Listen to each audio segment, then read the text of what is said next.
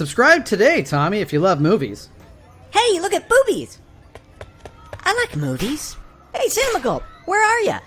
Help! Hey, take it easy. But I lost Cinema Gulp. Stay calm. Just go to YouTube to subscribe and hit the bell for all the latest videos. Hey, we're Cinema Gulp, and we drink your cinema. Thanks, Joe. Now I can subscribe. And subscribing is half the battle. That's what I'm from. Do it up again! You know what? You don't have an answer for that, do you? F you, man. I'm sorry. I like beer.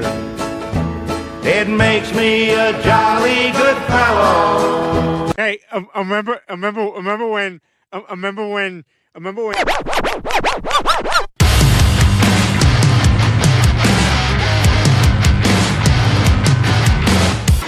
Is this thing up?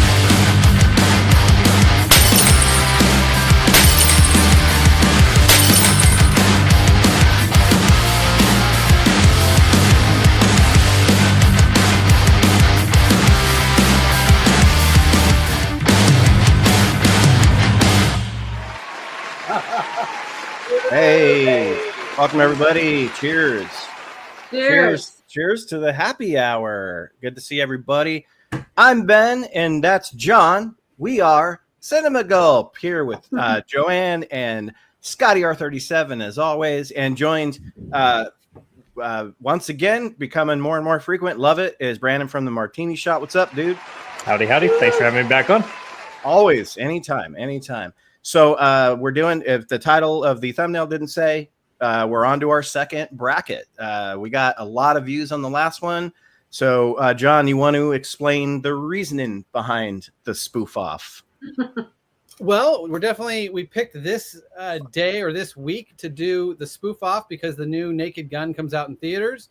Or at least Ben and I are pretty excited. I don't know how the rest of the panel feels, but it's nice to have spoof comedy back in our lives. Yes. I've really been loving watching all these movies leading up to this and reminding us what a good comedy back in the day was like. Thankfully, we did not add anything after the 2000s because there really are very few traditional spoof comedies. There's some fun stuff that came out like a Shaun of the Dead kind of situation, but like there isn't the traditional spoofs that have come out since the 2000s. Come on, you didn't like Date Movie? You didn't like superhero movie? Vampires suck. So I think this is like the classics, the best 16 of that era, and we're going to put them head to head and see who comes out on top as the best spoof of the classic era ever. And I love these movies that you picked, John. I'm so torn on some of the matchups that you did because it's going to fuck me up a little bit. But hey, that's the name of the game, right? So everybody ready? Competitive, but we'll just see how it pans out. All right, let's get it on!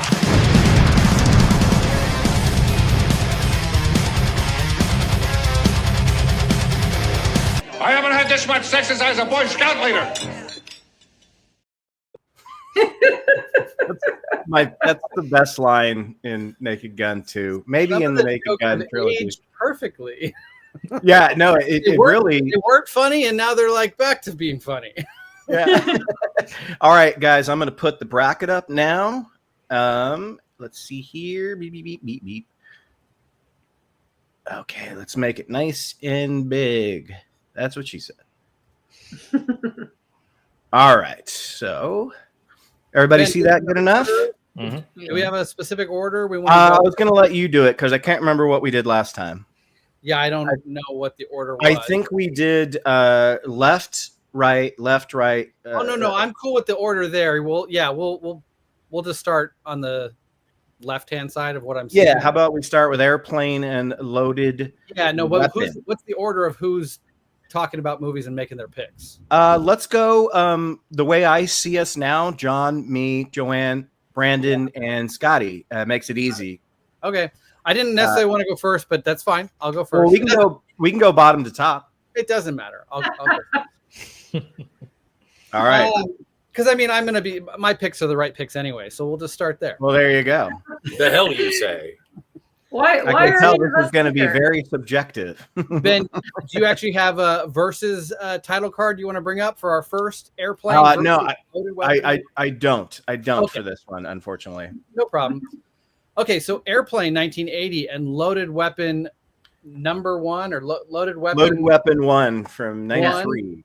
93. They're both funny movies, but I gotta start off by this is not a tough matchup. Airplane is a true classic of this genre, helped invent this genre. It's certainly going to win this round. I did like Loaded Weapon, and I think Loaded Weapon does a really good job of spoofing the movie that it is based off of, and other movies of that era. Like it's got Basic Instinct references and a lot of early 90s movie references, and it does a good job with that. And I think the casting is really great. I think Emilio and Samuel are perfect in those roles. Some other fun side characters. But Airplane, it's just such a classic. Every person cast in that movie is just perfection in their comedic roles. And so many of them are not comedic actors, at least at that time. You didn't think of Robert Stack and clearly Leslie Nelson as that type of comedic character, or even probably Lloyd Bridges. I imagine he maybe had some comedy roles in those years, but it's filled with so many people that gave that deadpan humor that you didn't expect. And then it's just a joke. That movie is so filled with jokes, whether it's what's happening in the background, which is, classic spoof comedy, or just the line delivery or the play on words. It hits it at every respect. It hits the way a spoof should be made. And Airplane is one of the ultimate classics of this genre. So it gets my pick. The literal visual of, the shit hits the fan, and then a literal piece of shit hits a fan. Ben, I don't want to waste the panel's time, but there are a couple notes I made about each movie that tie them together as spoof movies that I just want to bring up. And I feel like the first round is obviously when we have the opportunity to talk about each film. So let me just really quickly bring up these few little points. Sure. So two things. Good that you went first then. Yeah, I guess. But I don't want to take too much time on each of these, but I have a few things I want to bring up. So two things that I think stood out to me as I'm rewatching this, of that is specific to the spoof genre. Not that no movie has these elements, but most spoof movies have these elements. Breaking the fourth wall, almost all of them do in some way, and some type of jokes in the credits. Some in the beginning, a lot of them are more at the end. And so I've written down some notes about what each movie has, if they did have that or not. So Airplane, actually I noticed one fourth wall break. And to be honest, when we go over these, there's some that I might say, oh, I didn't see a fourth wall break, but you'll be like, no, they did it right here. And it's just, I went scanning through the movies after watching them all and tried to pick out the fourth wall break. So I didn't maybe catch every single one that there is. But in Airplane, he turns to the camera, the main guy, and he's like, what a pisser, after he gets broken up. Yeah. Stryker, after she breaks up with him in the airport, and he's just like, what a pisser. It's not really a memorable one, but it is there. It's a fourth wall break. The credits, they have a post-credit scene with the guy sitting in the taxi, which a few of these have post-credit scenes. But the stuff that I really like is when they actually put little jokes written into the credits. And Airplane was pretty early on in the genre. They weren't all doing it yet, but in Airplane, they have one person. It just says that their job description is generally in charge of a lot of things. Mike. And then another one that they have in there is, it just says author of A Tale of Two Cities, Charles Dickens. So those two little credits that show up in Airplane. And then what are we doing? Loaded Weapon. Oh, Loaded Weapon was the one movie on the entire list that had neither a fourth wall break or jokes in the credits. Is it really even a spoof? It deserves to lose. I would say that when they do the gratuitous beaver shot and the flashing light, I would say that that's a fourth wall break. And the beaver is smoking. And the beaver is smoking. There are moments that are like meta in these movies that I didn't call out as the fourth wall break because they didn't look directly at the camera, but they are breaking the fourth wall with different aspects of how meta the scene is. So yes, it's different. It's not talking to the audience, but it's recognizing we're in a movie. Yeah, I'm mainly calling out the ones where they look directly in the camera and say, I get you. But no line in Airplane can match. Tommy, You ever been in a Turkish prison? You ever ran around the street naked? It's talking to a little boy. So Airplane is my pick. Ben, you are up. Airplane is my pick as well. So here's the approach I took for this one, because I binged all of these movies in like 3 or 4 days. And I watched 4 at once on one day: Airplane, Loaded Weapon, Scary Movie, and Top Secret. And the way I based it on was, how are they now? Not like their status, not what I remember, but how did I sit down, watch it, and how did it affect me now? And Airplane is still so funny, and so is Loaded Weapon 1. But Loaded Weapon 1 is more, it's based on a specific movie spoof, so it has I wouldn't say limitations, but Airplane has no plot. It's just, people in a plane and crazy shit happens. And John, correct me if I'm wrong, that's PG because there was no PG-13 yet. And there's boobs in that movie. Mm-hmm. Oh, yeah. There's boobs in that movie. That's insane when you think about it. But I like them both. But Airplane, I don't want to go, oh, it's a classic, so that's why it wins. It made me laugh so much still. Where Loaded Weapon did too, but I felt I just wasn't laughing as much. They both made me happy for the 3 hours it took to watch them both. I was happy to watch them both. I love this assignment because I just laughed for hours and hours and hours. Because every movie on this list is funny. But Airplane for me. Nice. All right. You got your vote. That is 2 for Airplane. Indeed. Yeah. So I made some brief notes here. So Airplane was actually my pick too. So it was constant laughs, like you were saying, a lot of famous lines, and it did have a lot of impact to the spoof genre, as John mentioned. Sorry, Old Man Bird says, I'm fluent in jive. Oh, God, that was so great, that lady. and that lady is the Beaver's mom.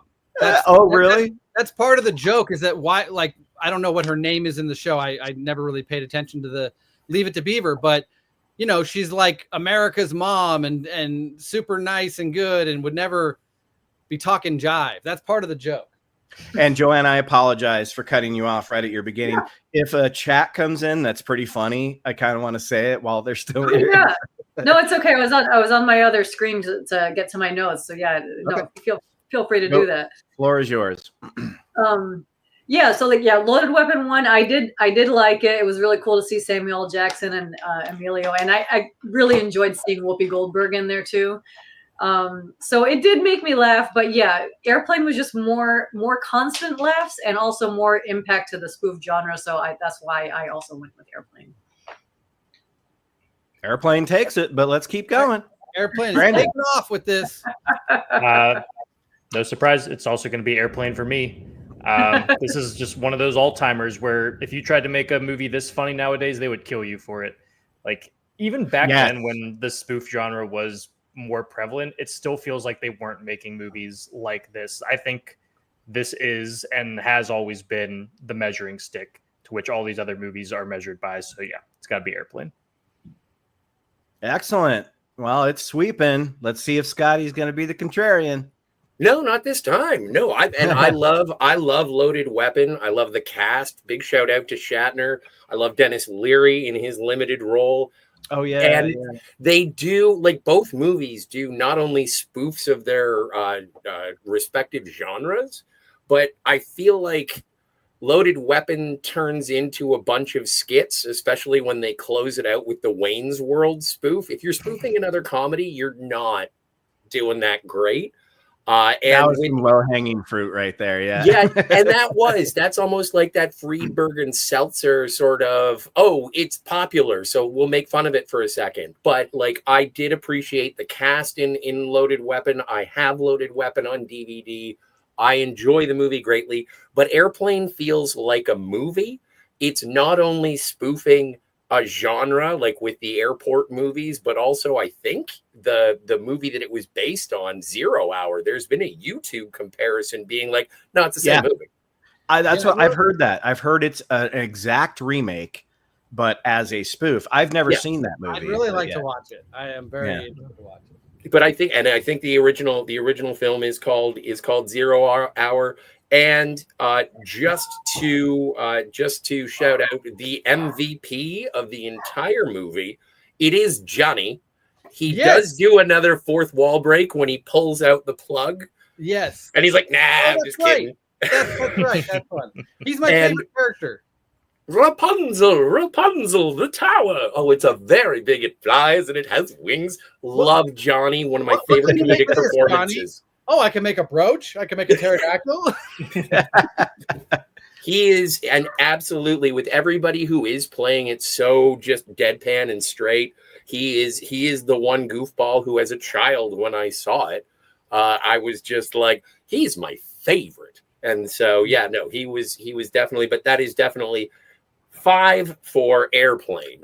Yes, 5 for Airplane. And I've done that drop, John, in a lot of our edited videos with everybody grabbing the lady, get a hold of yourself, and they're all just smacking her. And Leslie Nielsen goes in for the double smack. All right, Airplane, moving on. Real quick question for the panel before we move on. Well, I mean, we're ready to move on, but real quick question. Is anybody upset that I did not have Airplane 2 included in this? I've never seen it. I've never seen it either. It's basically the same thing. Yeah, and I've heard... Doesn't it go to space or something? Yeah, I know I'd seen it as a kid, and I own it, so it's like, Airplane 2, fine. It's part of the genre. But I've heard so many people bash it. Oh, it's such a terrible sequel. It's so bad. Well, you know what? When I was done with this whole list and I was looking for 20 minutes before falling asleep last night, I put on Airplane 2 just to see what it's all about, to see if I could bring it up in the show. The first 20 minutes, fucking hilarious. Just as many jokes as the second one. I don't know why anybody complains about it. It's hitting all the marks for the 20 minutes I've seen so far. It doesn't have the same cast. You can see like they put this guy in a role to play Leslie Nielsen, but he's not as good or whatever. But it still has Julie Haggerty and the other guy and Stryker. They come back.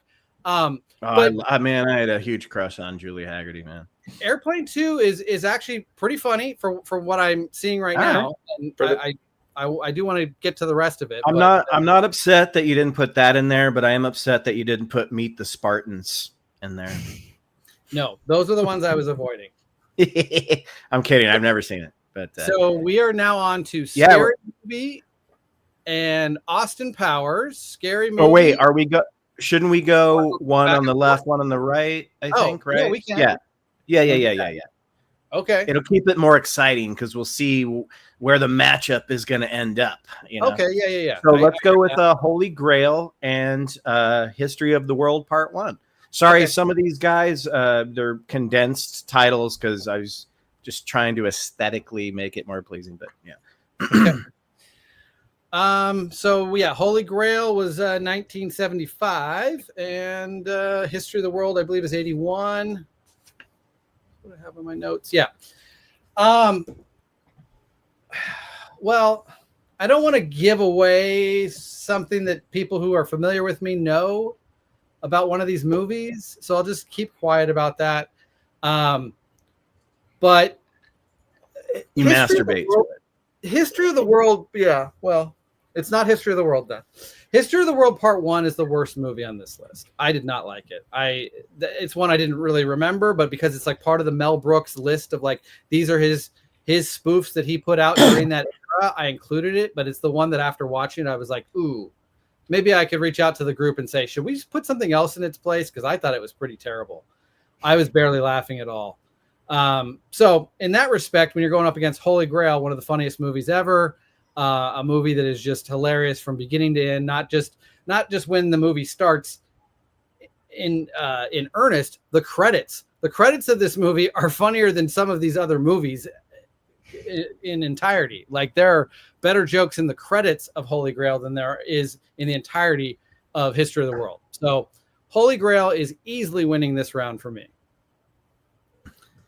I'm the exact same as you. Before you move on, Ben, fourth wall breaks and Monty Python. Again, you guys can chime in on ones I'm not hitting here, but fourth wall breaks were the witch when she's being weighed says, "What a fair court," or whatever she says. She looks right at the camera. And then the Castle Og, when they're all reading what the guy scribed about the Castle Og. That was a great fourth wall break. And then, yeah, the credits, this movie, the end credits, there really aren't any. It makes you watch like 5 minutes of black screen with music. But the opening credits are insane. If you have not taken the time to actually just sit and read every single line of verbiage in the opening credits of Monty Python. At one point, there's a letter written by Richard Nixon. It's not really a letter written by him. It's just all characters in this movie are not based on real people, whatever that thing is that's in every movie, but they signed it at the end by Richard Nixon. And then it's got like the llamas and the moose, and there's some reference to a inner space toothbrush. I don't even know. Like, I didn't take the time to write all of the details down. I've seen the movie enough to remember some of it, but it's like, my God, those credits are just stacked with hilarious little bits. So go watch it again if you haven't really paid attention to all the little details of the opening of Monty Python and the Holy Grail. Excuse me. So yes, Monty Python wins this easy for me. I mean, it's 97-52, or 97 to 50. I'm with you, John. I saw History of the World Part 1 a few times when I was younger, and then a little bit I think I saw it again in my 20s. I never really liked it. It was just somebody else was watching it, so I was watching it. I don't, I don't like hate it. There's laughs, like you said, especially in the beginning. But Monty Python's the funniest movie on this list. Not saying it's gonna be my last pick. I'm just saying, like, in this rewatch, because again, I'm judging all these on my last watch. I'm erasing my history. I laughed so fucking hard in Monty Python and the Holy Grail. It's just it's because it's the most. It's, even though it looks, as far as texture and graininess and camera and stuff like that, it looks the oldest. It's one of the most timeless because, whenever you go, Renaissance, whatever, it's always easier to avoid the trappings of like pop culture from when it came out or whatever. I love Monty Python, so that's an easy pick for me. Nice. Yeah. Yeah. I had a feeling these two were going to be pitted against each other when I was watching History of the World last week. I was like, oh, I bet you this is going to be against the Holy Grail. And then when you sent the bracket, I'm like, yep, it is. But yeah, I remember seeing parts of History of the World a long time ago. Like, I remember certain funny scenes, like with Moses and stuff. Just like a couple of scenes that I remembered. But yeah, when I rewatched it, it also wasn't quite as funny as I remembered it being for some reason. Especially like after like the first hour, it kind of has like this lull that just got a little bit boring. But it did have Gregory Hines. It's time for a clip there. Wait a second. Did you say it has Gregory Hines? Thank you. I was hoping that clip would be ready. Oh, come on. Greg, it was locked and loaded, Joe. Smoking a massive doobie. Monty Python wins everything. Number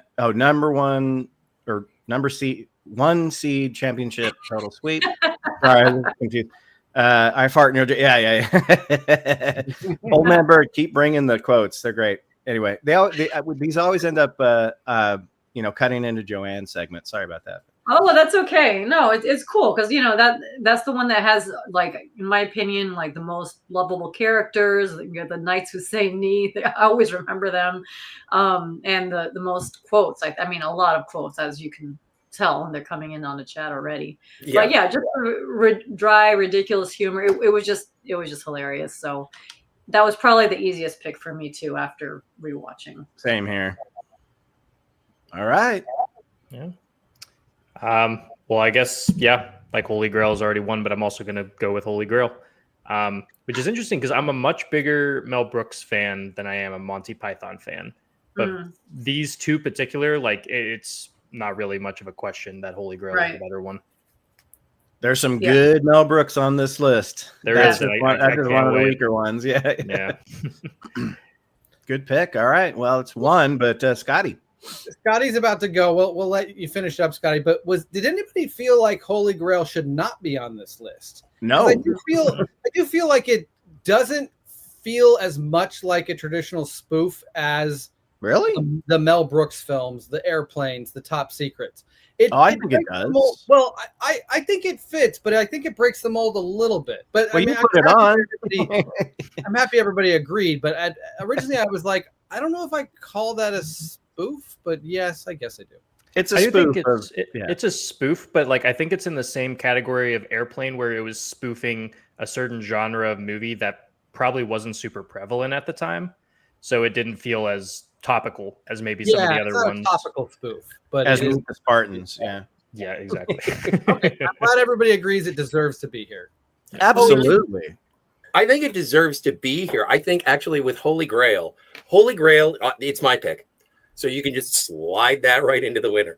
But like I think it deserves it, and it is almost like a pre-spoof, because if you were to watch John Boorman's Excalibur and then Monty Python and the Holy Grail, probably a better situation as to what is being spoofed.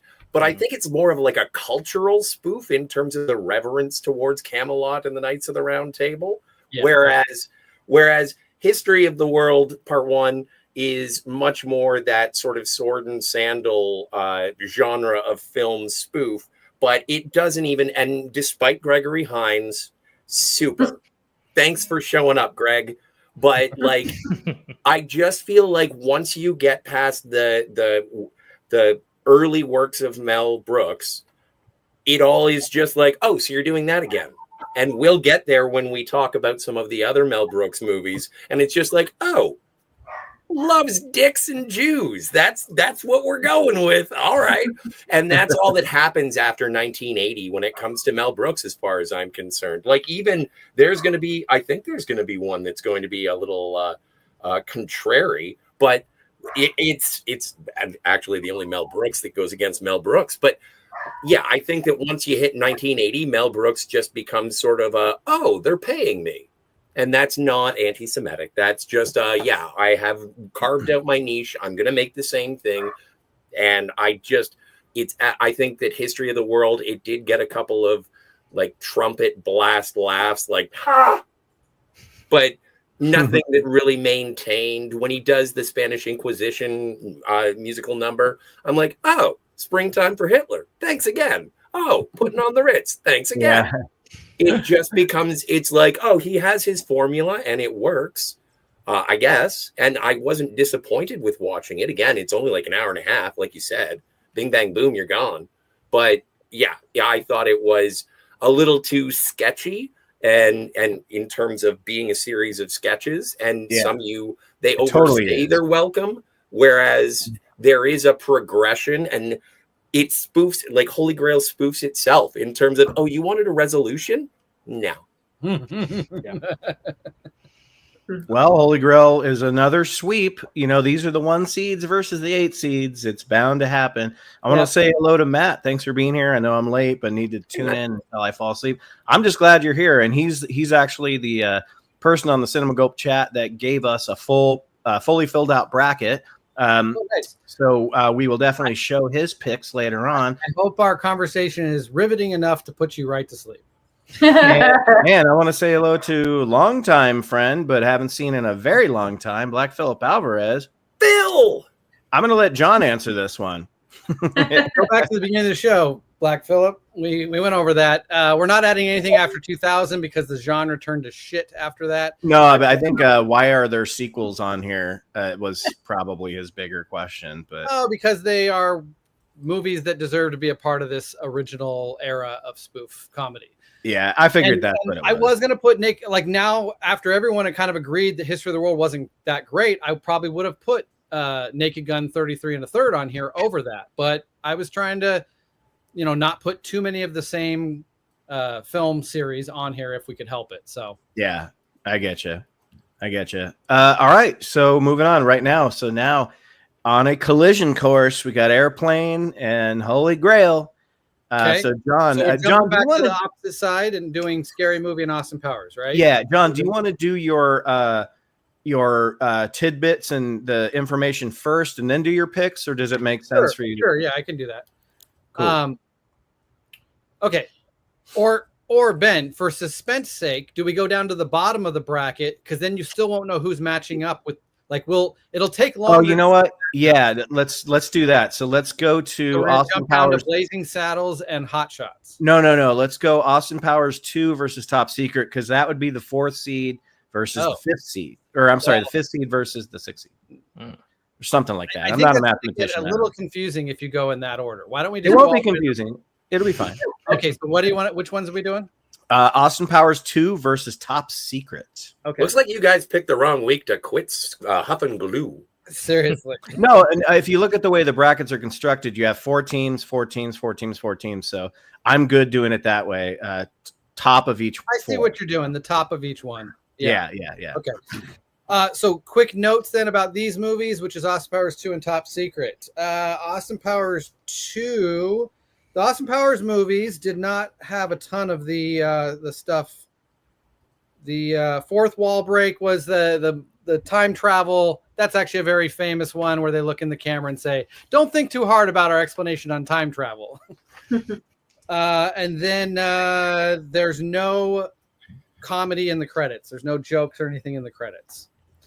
And then with Top Secret, it actually has one of my favorite fourth wall breaks where the girl, man, I'm bad with character names, but whatever. The main girl explains or I'm sorry, that's not how it goes. She says, "Oh, I'm sorry that this is going like this," and then Val Kilmer explains the whole plot and says, "I'm not the first guy to meet a girl from East German, whatever, blah blah blah." He explains the whole plot, and then they both look at the camera and say, "Yeah, it sounds like the plot for a bad movie," and look at the camera. That's actually one of my favorite fourth wall breaks of all of these movies. And then in the end credits of Top Secret, didn't really have a ton of jokes there. I was wishing for more. It just has a little comment that says, "Hey, diddle, diddle, the cat in the fiddle." And then it says, "This space for rent." A nice big wide section carved out of the credits. It just says, "This space is for rent," which is great. And between these two movies, boy, this one could be actually challenging. Austin Powers 2 is really funny. I think the first movie has a little more heart and is like, I lean more towards the first Austin Powers, but the second one is stacked with a lot of jokes, a lot of humor, and addition of really funny characters like Fat Bastard and Mini-Me that really elevate that movie. And it does a good job of being a spoof specifically of various, I think the first Austin Powers is a really great spoof of Dr. No in its production design and certain aspects that they really reference in that first movie of Dr. No, along with other 007 adventures. But Austin Powers 2 is more Moonraker and The Spy Who Loved Me and some of those other more films. It's got more of the James Bond references in it, I think, but it's not as specific references as I think the first film nails with its references to Dr. No. Top Secret is kind of a mishmash. It's a mix of war films, spy films. It's not picking one specific film that we can kind of pick on and say that's where these references or their idea for this film comes from. But it is a classic for me. I grew up on this movie. It made me a fan of Val Kilmer at an early age. It helped shape my view of humor, I would say, to some degree. And I'm not sure. I'm not going to give away necessarily where my love for the two films is at the moment. But growing up, Top Secret was a movie I liked more than Airplane. So, yeah, I love Top Secret. It's still funny to this day. Austin Powers 2 is a good movie, a strong entry here. But I think I'm going to go with Top Secret. That might be a little nostalgia, but I did rewatch all these movies and still felt that it stands the test of time. It's very funny. With Val Kilmer's passing this year, there's a little nostalgia there as well. But either way, no matter what movie this went, or there's very few movies in this list that it would go against that I would have a tough time picking it over. So Top Secret's getting my pick. Okay, I have a lot of love for Austin Powers, The Spy Who Shagged Me, specifically because it was the last movie that I saw 3 days before I left for boot camp. And I remember I saw it with John, I saw it with Brian, Owen, Gabe, Heather, a whole bunch of us went. We're throwing tortillas at the big Newport. So I have this like love for it because of the memory I had while watching it in the theater. It was so much fun. And it's a funny movie. And I think it's on par with the first one as far as laughs go, because you get introduced to a few more characters and things like that.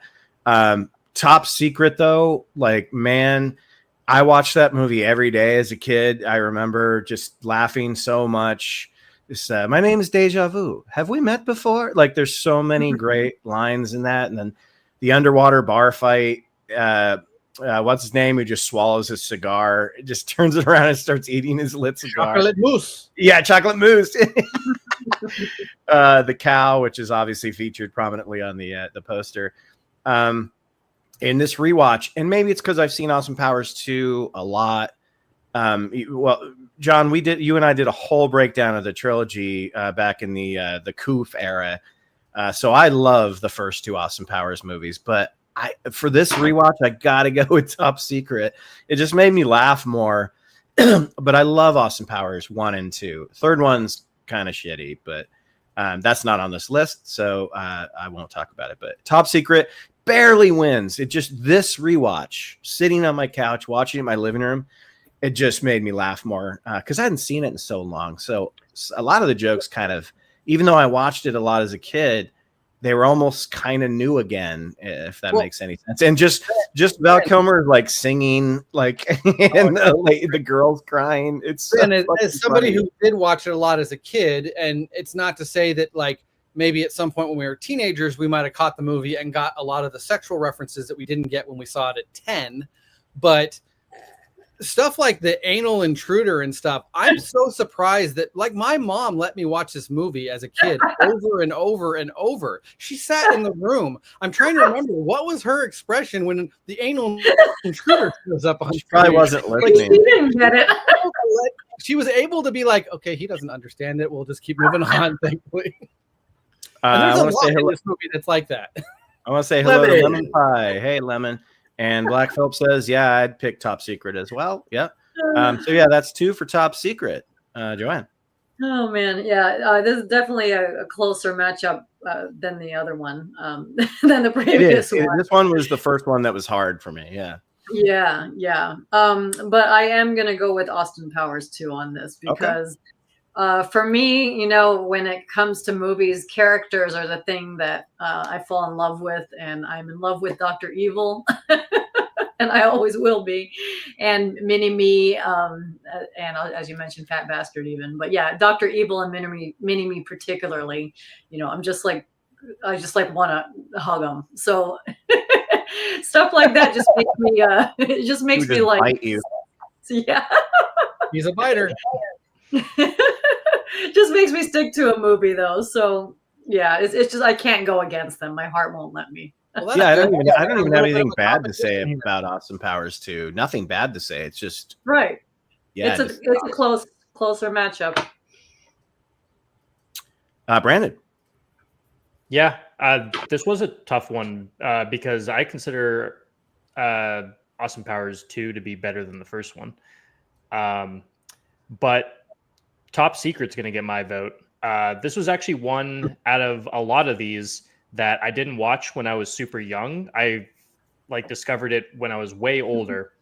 And it has to be one of the more impressive spoofs on this list. Ben, I know you mentioned the underwater bar fight, and there's the library where everything's in reverse and they had to shoot it a very specific way. Yeah. Super creative, and just a lot of great visual gags, like the scenery moving on a train, people being knocked off of ledges and just shattering like porcelain. A lot of really great stuff. And yeah, the fact that this was Val Kilmer's first big role is super, super cool that he had something like this under his belt. So yeah, I definitely got to go with Top Secret.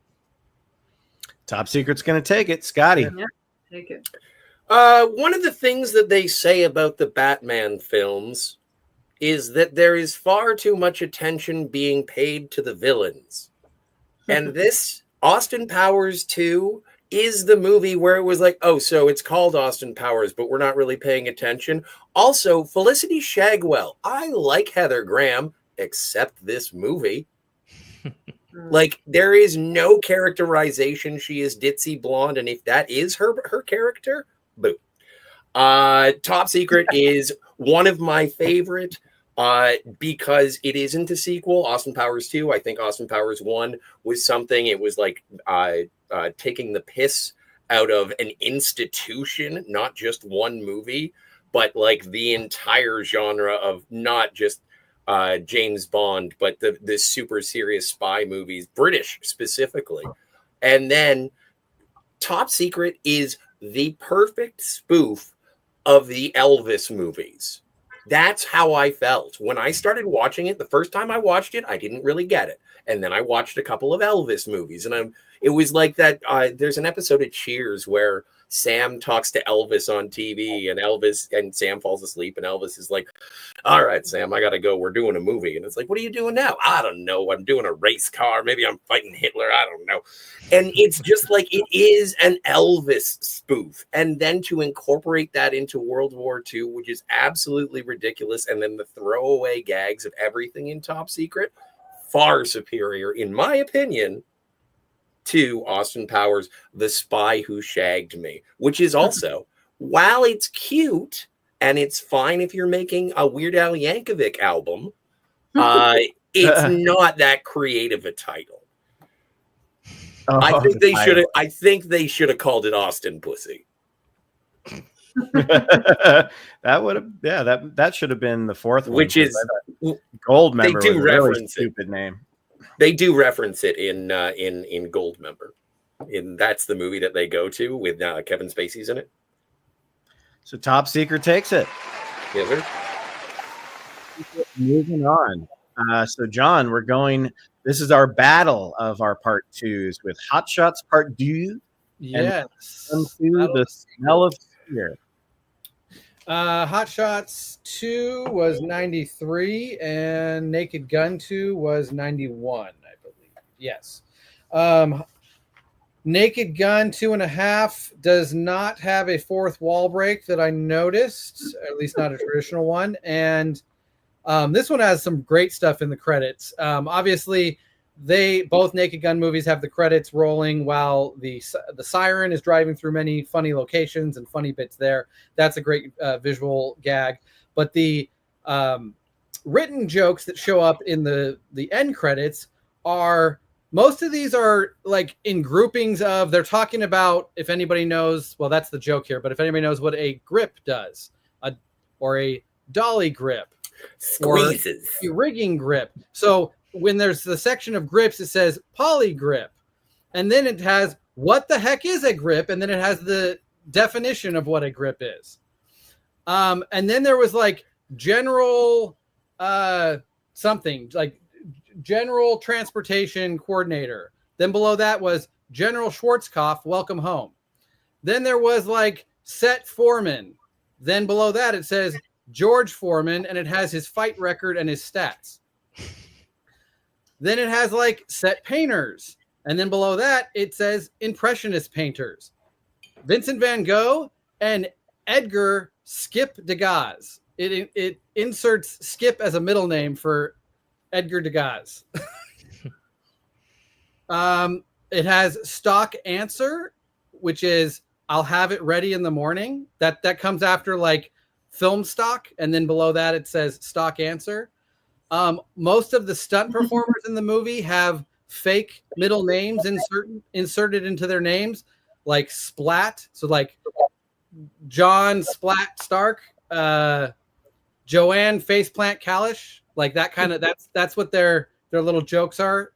And then it has a whole section of people who didn't have lines, but we liked them anyway. And then it has their credits listed. And then Hot Shots Part 2, is that the other one on this list? Yes. No, it's Hot Shots Part 2. Part 2. Sorry. Fourth wall break is when the guy from RoboCop, always forget it, Miguel Ferrer or whatever. Yeah. Camera says war. It's fantastic, which is referencing the God NBA rest. slogan. God at rest. that time. God rest. Yes. This one also has a really great set of jokes in the end credits. It has, fun fact, Richard Crenna invented tartar sauce. Fun fact, Daryl Strawberry spends the winter thinking of excuses. The secret of the crying game is revealed, which it says what the secret is, if anybody here doesn't know. It has the answer to tonight's movie scramble is T2. It has a section for nuns not in this movie, which has 3 credits. And then it has it's at the very end, it has somebody reading Hot Shots Part 2 was filmed in front of a live audience. That's like that's a joke. And then it has a pop quiz towards the end as well in the credits. It says pop quiz to see if you were paying attention. Who is the art director? Which I looked up, is named Greg Papalia. And then it said, who is Don? I can't even say this German last name. He's the property master of the film. And then it asks, who said the line, "You yanking my crank," which I think was. Okay, I'll get you some more. I think was Lloyd Bridges' character, but I didn't look it up. I love it. The kid came around right when he said yanking your crank. So those are, in my opinion, 2 of the best jokes in the end credits are these 2 movies, Naked Gun. But because by this stage of the spoof movies, it had become a common thing to make sure these jokes are in there, and they just started peppering them in a lot in these 2 particular movies. There's some good stuff there. But my take on hello to DJ Play Nice real quick. Thanks for being here, brother. Nice. Welcome. My take on these 2 movies, I would say this might be the toughest matchup to some degree for me to choose. They're both really funny. They're both sequels. But I got to say, I think Hot Shots 2 is the better sequel, like better than its original. And I don't think Naked Gun 2 is better than Naked Gun 1. Now, that doesn't really necessarily come into play on how the 2 shape up against each other. But on these rewatches, Naked Gun 2 felt like it was treading the same water as the first film. And Hot Shots 2 is spoofing a completely different film and a kind of a complete, not a totally different genre, but like there's just such a difference between Hot Shots 1 and Hot Shots 2 that you don't get between Naked Gun 1 and Naked Gun 2. That I'm going to go with Hot Shots 2. I think it's got a ton of really good jokes. I think at this stage of the spoof era, like these are the last few around 93 that really feel like that traditional spoof. And then you get into like Austin Powers is kind of a non-traditional version of the spoof movie. Scary Movie is a really good traditional version, but it was the last one to do it. And so I think this era of 93 is like the last breath of what all these movies are built off of and what they feel like. And I think Hot Shots is kind of the last one to do it right on all cylinders, hit all cylinders. So Hot Shots 2 is my pick. So in anticipation for the piece of shit that was Jurassic World Rebirth, I had Josh and Bobak over and we watched all 6 movies and we were so like, felt like we were poisoned by the end of that we're like, you know what, let's cleanse our palates. Let's watch a Reagan era movie. Let's watch a war propaganda movie. So we watched Rambo First Blood Part 2 or however it's called. Yeah, that's how it's called. And it was so funny and so short. It was unbelievably short. And when it was over, we're like, let's watch Hot Shots Part 2 because it's basically the same movie. Let's see which one's funnier, one intentionally and one unintentionally. We could not stop laughing at Hot Shots Part 2. It is so outrageous. I mean, some of the stuff is a little cringy with Lloyd Bridges as the president and, you know, Saddam Hussein turning into like a half dog. Some of that stuff was a little too much. He turns into a T-1000. But I do agree with John, like Miguel de Cervantes, we'll call him. That's not his Miguel last name. Ferrer. Miguel Ferrer. War, it's fantastic. And just him crying into a rag and then throwing this gigantic like bag of liquids. Like there's so many details in that movie, man. And Charlie Sheen got Charlie Sheen got jacked for that movie too, which is hilarious that you would do that back in the day for a spoof movie. But he got ripped in that movie. And Charlie Sheen, when you see him in serious movies, you almost just laugh because he's such a funny actor. I always just see Charlie Harper now, one of the greatest TV characters of all time. But I agree with John again. Naked Gun 2.5. It runs into that problem of sort of just being the same thing with new jokes, but not a lot of time had passed between. I think one was 88 or 89. I think 88. Yeah. So even though 3 years had passed, it hadn't really moved into the 90s quite yet. So it still had that similar humor. I still find it really funny. I remember seeing it in the theater and absolutely loving it as a 13 or 14-year-old, however I was. I have a lot of love for it. I think it's great. But it does kind of just do the same thing. You bring back the same love interest. She's dating the guy, she's involved with the quote unquote villain again. But I love all the names, like Habsburg, Mr. Papschmear. Like, I know that's from the first one, but and there's a lot of funny stuff. I mean, O.J. Simpson in a sombrero doing a Mexican song and dance. Come on, when are you ever going to see that again? Well, never, because he's dead. But I got to go with Hot Shots Part 2. It's just watching that back to back with Rambo First Blood Part 2 was fucking amazing, because they're both really funny, but so Hot Shots Part 2 takes it for me. But I like them both a lot. But Ben, I think everybody who goes up on stage in that mariachi band is all dead. I'm not sure about Harry Potter. No, you're right. No, he's dead too. Harry Potter's uncle passed away too. Yeah, unfortunately, Mr. Griffith is dead. Yeah, so I think they're all passed away. Joanne, before you move on, really quickly, Old Man Bird, Naked Gun 1 was the only movie ever that made me fall out of my seat laughing at the theater. Yeah, the first one. It was when a woman was crying on Leslie's shoulder, and he moves there at a plate full of mucus. Yeah. Well, if for people that love the Naked Gun movies, if you haven't seen all 6 episodes of Police Squad, which the movies are based on, those are fucking so goddamn funny. Me and Devin did a binge drinking on all 6 of those. Holy shit, those are fucking good. Black Phillip, gotta go. Hot Shots Part 2, because it spoofs more movies than Naked Gun. All right, Phillip, thanks for being here, dude. Appreciate you. Come by around more often. Come around more often. I've been swimming in raw sewage. I love it. All right, Joanne. Hey, Devin, thanks for being here, man. Well, you guys said it all. Yeah, I'm going. Swear to God, I'm not doing this on purpose, Joanne. All the comments are coming in right when it's your turn. It's okay. Yeah. So yeah, Hot Shots Part 2 is also my pick. So that's awesome, Ben, that you watched it after the Rambo. Or it was a trip. Yeah. That'd probably make it even funnier. But both movies are funny. But I'm gonna go with that one as well. Nice. So that's 3 for Hot Shots Part 2. So Hot Shots is gonna win. Brandon. Hot Shots Part 3. Yep, not going to change much up. It's also going to be Hot Shots 2 for me.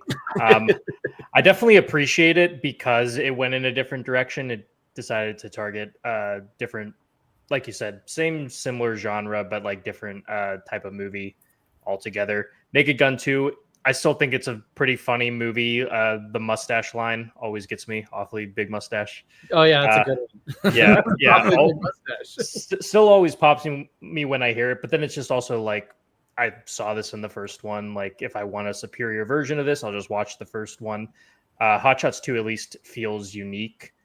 It's been a minute since I've seen the original Hot Shots, so I don't know where they stack up for me. But between these two, I definitely got to go for Hot Shots 2. All right. That's a four. Go for it, Scotty. And I want to say hi to Ash D. Thanks for being here, darling. I fucking hate Chuck Sheen. Oh, That's fair. Yeah, no, I don't care. I don't care. The best part about Hot Shots 2 is Miguel Ferrer. He's great. I found both of the Hot Shot, like spoilers for the rest of the bracket. I found both of them derivative of earlier comedic works. They don't really make me laugh because I had seen the jokes before. I didn't find the spoofs funny. Fuck Hot Shots do. Drebin forever. I have seen all of the Drebin, all three of the Naked Gun movies in the theater with my dad. We are going to see the Neeson. And yeah, I think that it is better an escalation of the comedy as to making Police Squad go from being in LA to being a nationwide thing. I love Quentin Habsburg. What's the guy's name? Come on. The guy with the mustache. The guy with the mustache. Bob Goulet. Robert Goulet. Goulet. Like everything about the movie just pumps it up. It has got more budget. I think it's better shot. I love the Naked Gun movies are my comedy go-to. So if I am going to have to put the Naked Gun 2 against Hot Shots 2, both not their official sequel titles, it's Drebin forever. And I accept your apology. I'll apologize, Scotty, because you know why? You don't have to. I'm being a jerk. But going into this assignment, I thought there was no way, because I love Naked Gun 2. I was like, there's no way it's going to win. But like I said, I erased my history and I just watched them. And I think, Joanne, you said it. It's like, how much more interesting was it with the Rambo edition? And I think that aided in my love for sure us. it did, But I still stand by. No, totally. I'm not trying to change your mind, and I agree. Like, I'm fine, absolutely. If it's your jam and it's what spoke to you, I watched it, and it was my spine was trying to get out of my body through the top of my head. Fuck John Cryer. Fuck Chuck Sheen. I even like Carrie Elwes, and I'm like, no, I like Lloyd Bridges, and I was like, get off my lawn. So, I'm just angry, irrationally so, at the Hot Shots movies. Just to be clear, Carrie Elwes is not in the second movie, but okay. No, but he's in the first one, and I got hangovers all over the place. All right. Well, I moved Hot Shots Part 2. Sweet. So it is now in contention. So, John, let's move over to Scary Movie versus Austin Powers. Yes. Okay. So Scary Movie, as we said, is the last movie to come out on this list, 2000. Scary Movie has the kind of spoofing the Blair Witch scene, which is a fourth wall break, which that whole movie is kind of the Blair Witch was a breaking of the fourth wall and in terms of helping launch the found footage genre, but that clearly would be a fourth wall break when they spoof that scene. The end credits don't have any jokes that are written out. It does have a little stinger scene with Doofy messing around with his vacuum, explaining that he's found somebody new that he wants to fuck more than the vacuum, but he'll have one more try with the vacuum. And what's the other movie here is Austin Powers Part 1. Powers Part 1. That one has no fourth wall break that I noticed and didn't really have any jokes in the credits. It just has a little tag at the end that says groovy baby, but there's no real jokes there. So again, is it really a spoof? I don't know. No, they're both spoofs. Yeah.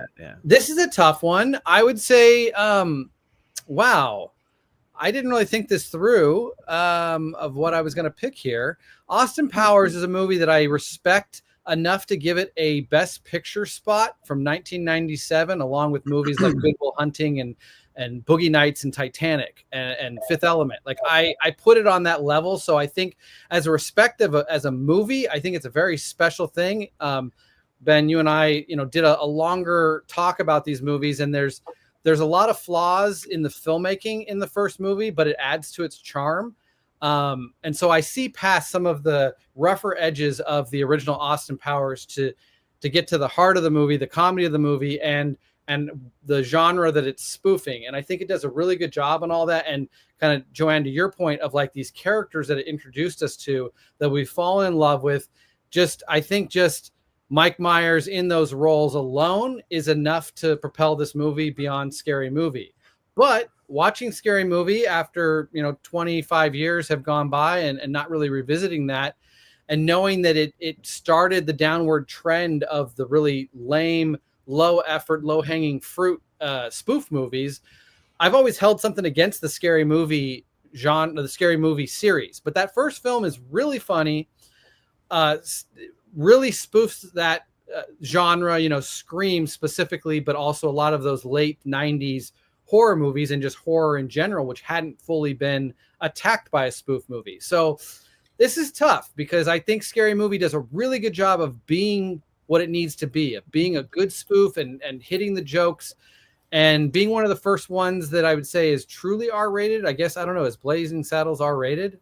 Well, it should have been. It should have been. Like, I don't think many of these are R-rated. This one is, and it lives up to it. The sexual humor in this is off the charts. It's insane. To the point that it's like uncomfortable at times. So yeah, I think knowing how much I respect Austin Powers and feel that it was something that I considered a best picture of its day, it's hard for me to say that shouldn't propel it past Scary Movie. So I'm going to stick with Austin Powers, but I do think Scary Movie is the last great spoof of this era and really did a good job of being what these other films had already shown us what spoof movies should be. Well, I'm going to praise Scary Movie for a bit because I'm going to pick Austin Powers, but I have to say, we're on this list. We actually have a clip for the first Play one. Play it.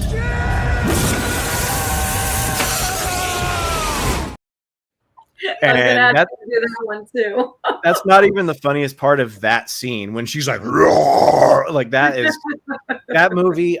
That was the first movie I watched on this trek here of rewatching all these movies, and it just made me happy. It made me uncomfortable. It made me cringe because some jokes are really shitty because they're from 2000. There's just shit in there that's. I'm surprised there wasn't a countdown to the Olsen twins' birthday joke in there, but maybe that didn't start till 2002. I don't know. But the funniest stuff is when it's actually not spoofing Scream. It's when it's spoofing I Know What You Did Last Summer with the guy that's the Ryan Phillippe character that's keeps strangling the girl, and then he's like suplexing her on the ground.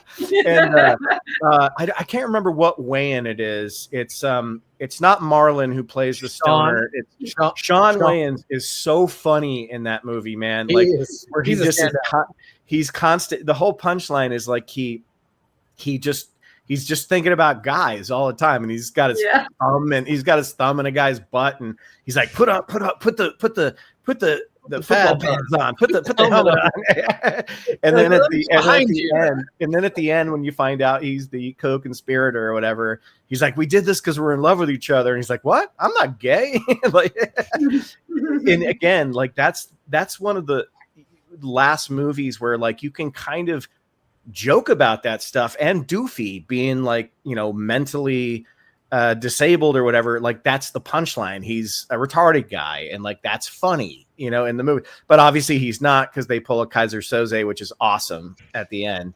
I love Scary Movie. That made me laugh so freaking hard, but so did Austin Powers on my like 50th rewatch. So I'm going with Austin Powers because there's nothing like that movie. The first one, I remember it doing moderately well, and I saw it in the theater. I can't remember with who, but in '97. And I wasn't even a James Bond guy, but I knew what James Bond movies were. I'd seen a handful of them, obviously the Timothy Dalton ones and some of the Roger Moore ones and stuff, and everyone's seen Dr. No. But so I knew what it was going for, but even on its own, it was so witty, and some of the jokes were just so funny. And this is before your Fat Bastards or your Mini Me. This was the first one, which, like Scotty said, it focuses on Austin Powers, or I think it was Joanne, I think it was Scotty who said that the villain takes over. Somebody said it, but Yeah, but somebody anyway, said yeah. And like a lot of vagina is awesome. I love when she gets in the hot tub and her boobs start floating. The thing that cracks me up the most is every day when I'm at work, my photo lab is down in the basement level of this building. And the EMS workers, like the people that clean your offices and stuff, they ride these little carts, and it's a very narrow, like P-way. So when they have to U-turn, it takes them like 5 minutes to, and that scene, even more so watching it not that long ago, cracked me up so much more because I see that every day. And then just the guy from Mad TV, no, with the steamroller. There's so many funny gags in the first one, whereas I like the second one just as much, but it does reuse a couple of those things here and there. Yeah, I got to go Austin Powers just because it's still going so strong when I rewatch it. But man, Scary Movie started me off on the right foot. I fucking was dying watching that movie, except for the What's Up. I was like, man, that is 2000. Holy shit. Yeah. I was gonna say no one's mentioned that scene yet, but that was hilarious to rewatch. To see that come up. I'm like, yeah, I remember that very well. Your turn. Okay, cool. So yeah, very similar. You know, my rewatch of Scary Movie was really funny, especially since I've watched a lot of horror movies, including like all the Scream movies again in the last few years. So I think it's really cool that it spoofs multiple movies, and the acting was hilarious. I think everybody did really great. Yeah, the gay references were actually my favorite part of the movie. That football outfit scene was my favorite part. So that was really great. But as I already stated earlier with Austin Powers, Mike Myers playing both roles as Dr. Evil and Austin Powers. Like, first of all, I think that was I don't know about you guys, but for me it was like, oh, it's kind of revealing and more. He's like a little bit more talented than I had given him credit for, even though I knew he was talented and funny. But I thought it was really cool. I know it's not like a serious, two character thing, but Supposedly it was a huge asshole though to work with. What was that? Supposedly a huge asshole to work with, apparently. Oh, okay, but funny and talented nonetheless. So, so I'm also going with Austin Powers. All right, that's 3 for Austin Powers, but a lot of love for Scary Movie. Yeah, Brandon. Yeah, this was a tougher one. It was. It really was. I almost picked Scary Movie because I was like ready to piss myself at certain points. Yeah. In the movie. Yeah. But I always have to piss, so that's no big deal. Well, for this one, I am going with Austin Powers.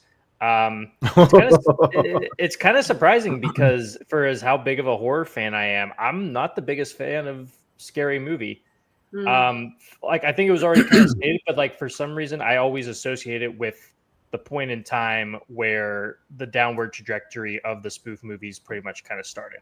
Not saying that the original Scary Movie caused that, but there's just that association where like it just became really like low-hanging fruit kind of jokes when it came to like pulling from parodies and stuff like that, not really reaching for actual good, like clever setups and stuff like that. Still a pretty fun movie, all things considered. But Austin Powers is just a way more complete film. When I watched it, I hadn't seen any of the like James Bond movies it was spoofing, but even still, it still stands out as just a super, super funny movie. A lot of like iconic moments with it. Like obviously, I think someone said it in the comments, the sharks with lasers and stuff like that. Like there's a lot to admire from it. And I can say the same thing with Scary Movie 2. I will say I like Scary Movie 2 more than Scary Movie 1. But yeah, Austin Powers is my pick.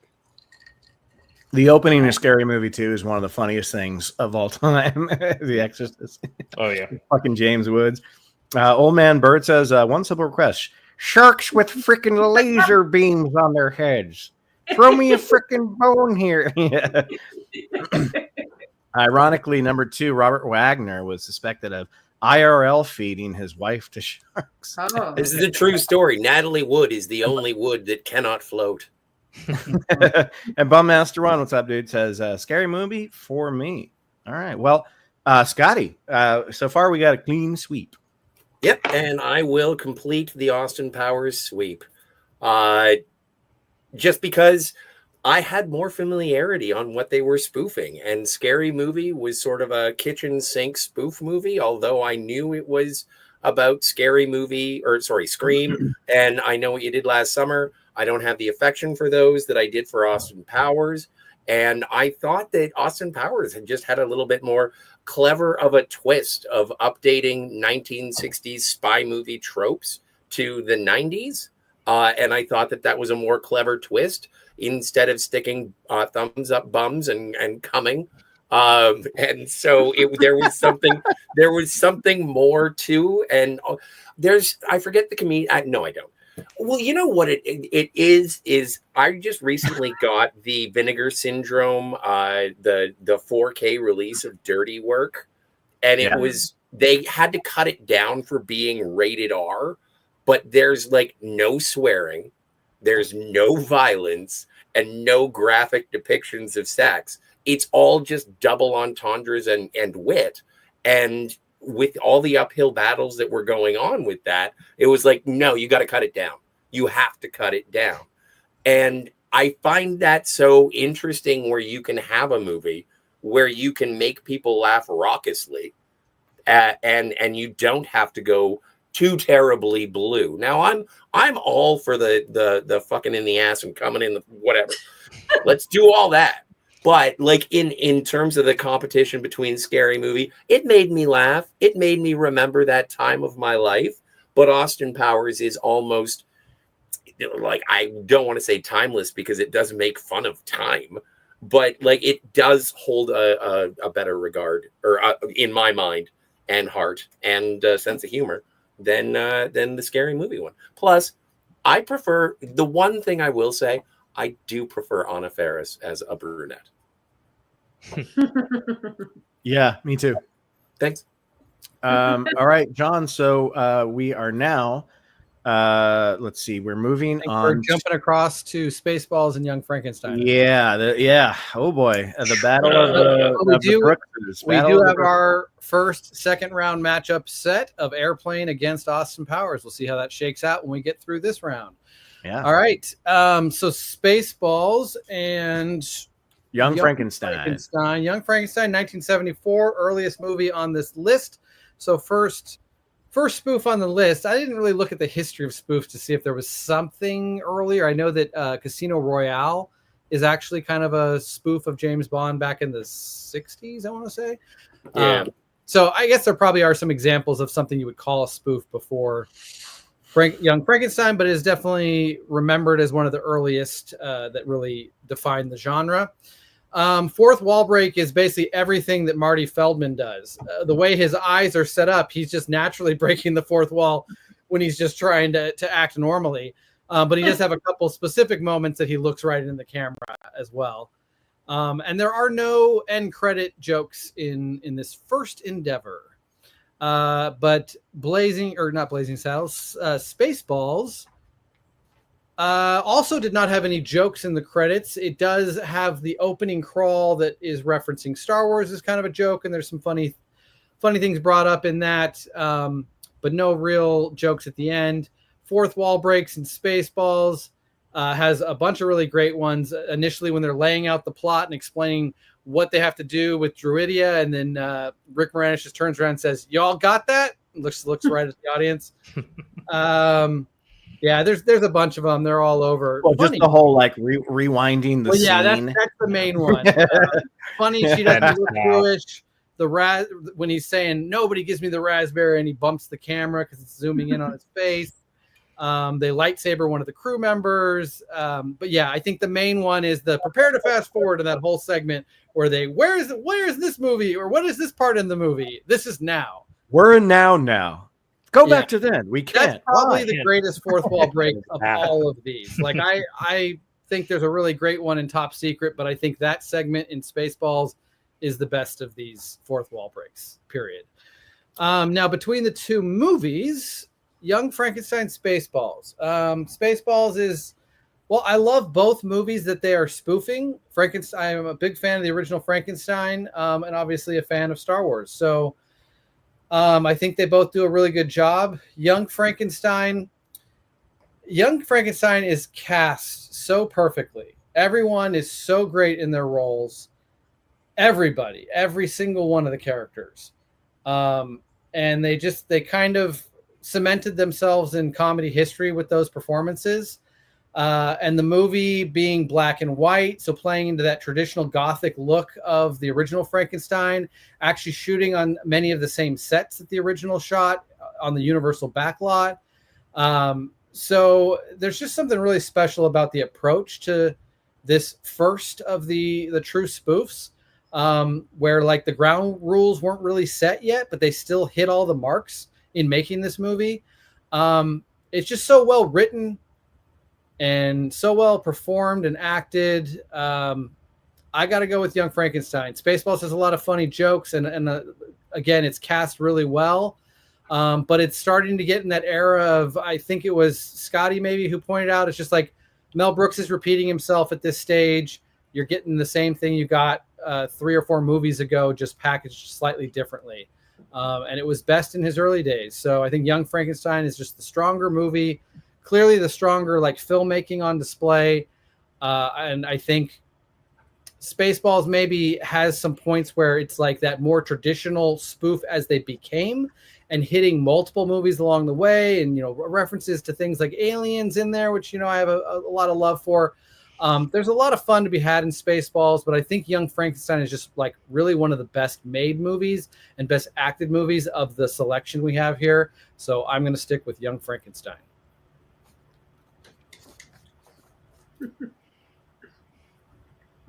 Sorry, I was muted.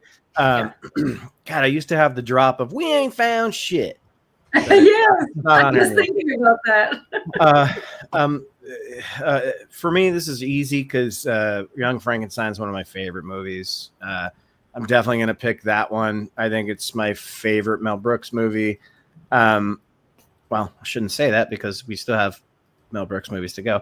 But Spaceballs, the thing about that movie is like the side gags are funny, and the some of the supporting stuff is funny. Dark Helmet's funny. Colonel Sanders is funny. But like, I hated Barf. I didn't understand why everybody liked Yogurt. I thought it was lame, and just like, I don't know. I guess the fourth wall stuff of like, we got to sell the merchandise. Merchandising. Fine. But that movie just, I don't know. Like in Pizza the Hut, all right, I get it. Pizza Hut, sure. It's a funny movie, but it just doesn't. I mean, there's great stuff in there. I'm not gonna shit on it because I do like it. But Young Frankenstein is like a masterpiece of comedy to me. It's like, I mean, everything, like Terry Garr, like you said, the cast is so great. The Gene Hackman thing, where like a lot of people didn't even know it was Gene Hackman for like such a long time. It's like a perfect comedy, but it's one of those rare comedies that I will put on during the Halloween season, just because the atmosphere is, they treat it with respect. It feels like a Frankenstein movie, except the dialogue, and the goofy stuff. And just give me Gene Wilder all day, every day. He's gonna win for me. So, Young Frankenstein, easy pick for me. Spaceballs is fine. It's just. Well, I feel similar, except it was a closer, closer choice for me. I do like Spaceballs a lot. I love Dark Helmet. He's one of those characters that I did fall in love with. But awesome. yeah, but rewatching Young Frankenstein, because I had only seen it, I think, once with you, John, a very long time ago, and the jokes we laughed at the time, we're still laughing, like the Abby Normal, and every time Gene Wilder would freak out, it was really, really funny.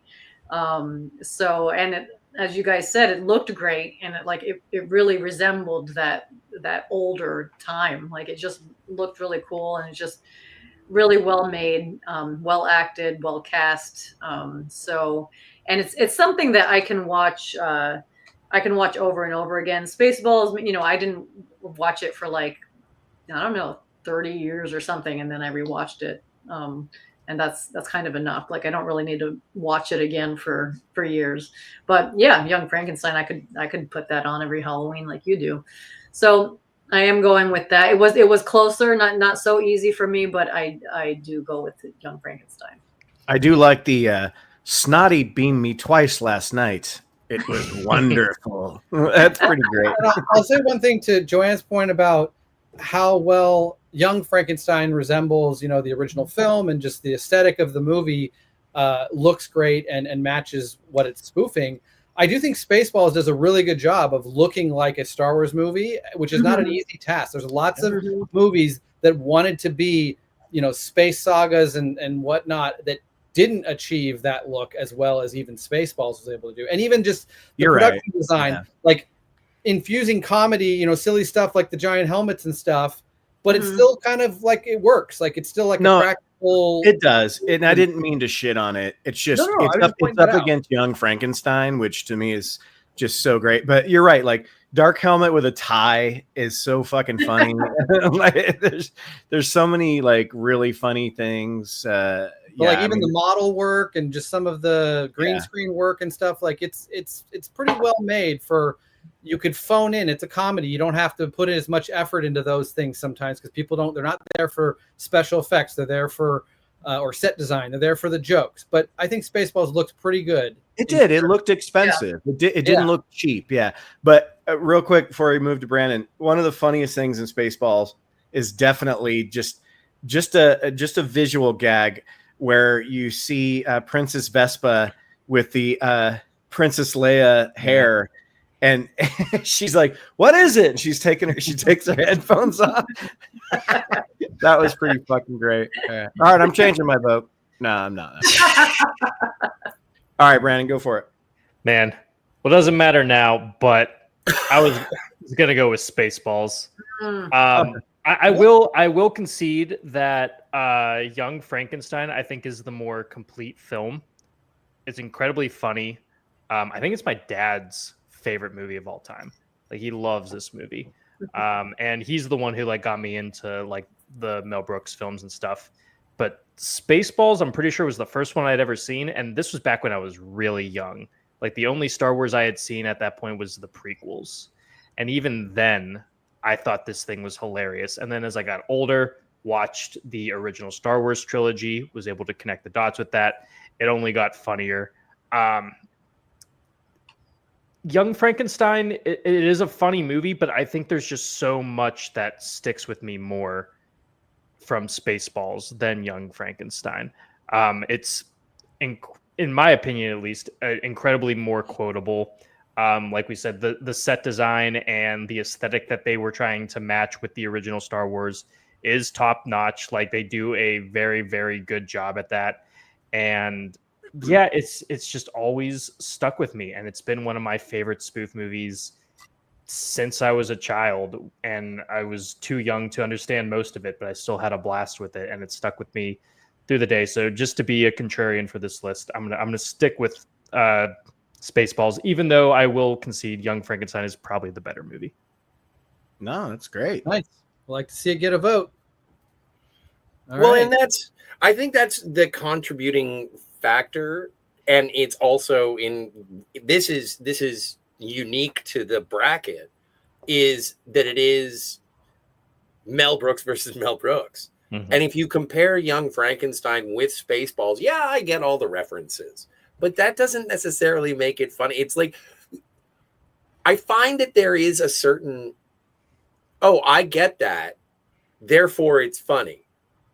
And it's like, I didn't know anything about Frankenstein before, and I was just washed away by and I saw Young Frankenstein after I saw Spaceballs, and I watched, and then I saw actual Frankenstein and Bride of Frankenstein after I saw Young Frankenstein, and it was just, you didn't have to see the movie that it was spoofing, I guess, because Frankenstein is basically just a cultural icon no matter what, and they were getting into minutia with the Star Wars, Spaceballs, Star Trek stuff, like Aliens. I think my first introduction. No, that can't be right. I did see the Chestburster before I saw Spaceballs, but no, I think that I was taken by the performances, and it wasn't reliant on the references, but the references are replete, especially when it comes to Gene Hackman. And also, again, you've got that. Actually, Spaceballs does not have a dance number unless you count the Chestburster. But like, there is, I think, that sort of absurdity of if you're blue and you don't know where to go to. It's like, where did this come from? There's a lot of horniness in it, which Mel Brooks does really well. The horniness is sort of throwaway gags in Spaceball. I think that I prefer. I don't know. I think that they were working harder on that one. And that's also, again, Gene Wilder. Big ups to Gene Wilder for sort of co-writing on Young Frankenstein. So I go Young Frankenstein, if you'll allow me. Got it. All right, 4-1 on that one. Okay. Don't worry, Brandon. You'll get me back when we do another Hot Shots. You know what? Spaceballs put up a fight, though. Some of these have been sweeps. Phil's all about Spaceballs. All right, so we got Holy Grail versus. I knew this is why I was telling people I hate this matchup on the right, because now you have Holy Grail versus Young Frankenstein. Fuck you. Well, yeah. Fuck you, John. Got to have the good ones making it through. So that's I know. All right, so we're moving on to the original Hot Shots, which is the Top Gun spoof versus Blazing Saddles. John, what do you got for us? You know my vote. I'm going to go pee. All right. Gun versus Blazing Saddles. John's got some info to Blazing spread. Saddles. So Blazing Saddles was also 1974. Mel Brooks put out Young Frankenstein and Blazing Saddles in the same year, and basically wrote the rules for the rest of history on how you should make a spoof movie, all in 1 year. Pretty amazing. And they're very different movies. I mean, they in fact, Blazing Saddles is more traditional of kind of what these other spoof movies have become. Whereas Young Frankenstein, as Scotty pointed out, like, you could kind of watch that without having seen Frankenstein. It's just telling a story. It's just a movie, a very funny movie. Blazing Saddles as well, but it's a little more vignetted, I would say, which is kind of the mold of most spoof movies as you move along. But anyway, Blazing Saddles breaks the fourth wall with the old lady getting punched in the stomach. She's saying, "Have you ever seen such cruelty?" There's a bunch of times where people just reference the camera. Hedley Lamar is asking the audience, "Why am I talking to you?" when he's trying to come up with a solution to the problem. They literally break the wall of the studio at the end when they break through into the Hollywood studio and start fighting with all the guys in tuxedos that are dancing. And then kind of more meta, but at the very end when they go to the actual movie premiere and Hedley Lamar is like watching the end of the movie on the screen and sees, oh shit, they're here to get me, and has to run out of the theater. And there are no jokes in the end credits. And then what is the other movie here? Is Hot Shots Part 1. Hot Shots Part 1 was 1991. The fourth wall break is at the end. They ask Topper, "You just won the war. What are you going to do?" And he looks at the camera and says, "I'm going to Disneyland." And in the credits, they have toppings for brownies, things to do after you watch the movie. I didn't write down what that list was, but there's a whole list of things you can go do after the movie. A recipe for something called knobby buns. Somebody should make that just so we see how it turns out. And then it says, if you had left the theater when the credits started, you'd be home by now. Yeah, I remember that one. Yeah, I remember that one. Now the movies, Blazing Saddles, one of the originators of this genre versus Hot Shots, one of the few that actually was bested by its own sequel. So this is pretty easy for me. Blazing Saddles is going to take the win. It's just such a classic. As Scotty kind of pointed out, any movie with Gene Wilder is almost going to, beat a bunch of these other movies just from that alone. He really is. I was surprised. I knew that he doesn't show up for a while in the movie, but it really is like a full hour before he shows up. And so he really does make his mark just having the second half of the movie to be involved. But it's just awesome. And not that the movie isn't funny till he shows up. I think all the characters are great. I love Harvey Korman is just so funny in this movie.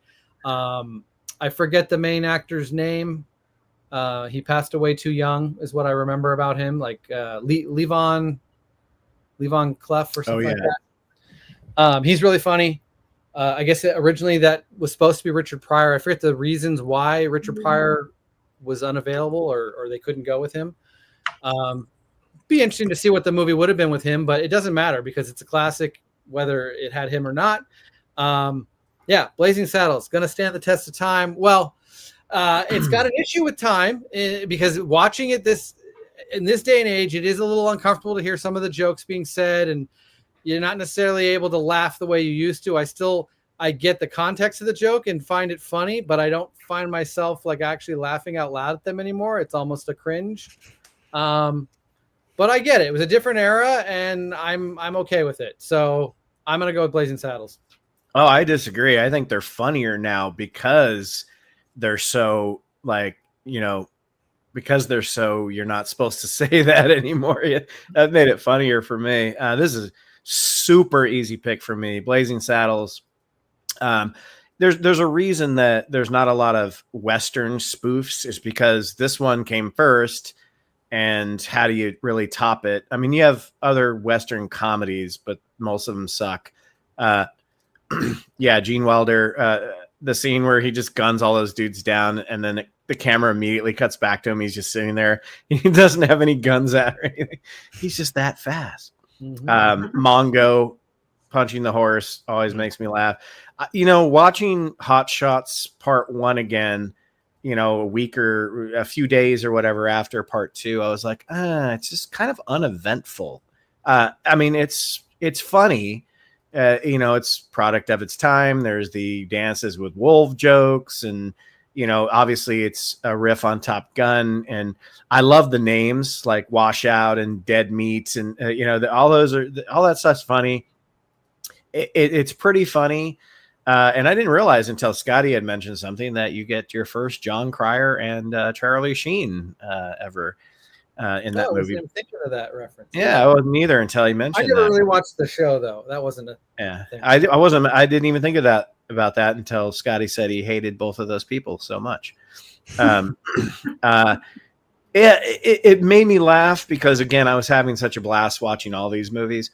But Blazing Saddles, dude, it's so fucked up. It's so racist. Like I wasn't cringing. I was sitting in my house by myself, like having a beer and maybe smoking something fun. And I was just fucking laughing like hysterically at the absurdity of how like a white director could make that movie. And what's her name? I just loved her so much. She died. Madeline Kahn. Yeah. Oh, dude. John, I've played So Tired of Playing the Game. I've played that so many times on our videos before. That scene, she's so hot in that scene. Yeah, she's one of the funniest actresses who ever lived. She really was, man. She really was. Died too soon. But Blazing Saddles, easy pick for me. Yeah, Ben, this is another one of those ones that I watched with my mom when I was young. Blazing Saddles. Like my mom let me watch this movie over and over when I was young. Well, that's more from her generation, so she probably liked it. Well, I think whether she explained to me, some of the racial stuff and why, why not to use it or whatever, but it's the sexual stuff that gets me of like, man, these movies that I was watching when I was young on repeat have so much sex jokes in them that clearly I didn't fully understand back then, but my mom was pretty protective of that kind of thing. So I'm surprised she let me get away with it, unless she is clueless about some of these references being made, which is maybe try watching Showgirls with your mom. Boy, that was an uncomfortable night. I was gonna say, I think my mom would have been clueless, so and still is. So, it's cool. It's cool. It's cool. Oh, it's so good. I remember. I love you, old man bird. I didn't fully know what was being referenced there. Yeah. Well, yeah, this is going the same direction too. Hot Shots is very fun, but I think Blazing Saddles was a more important movie.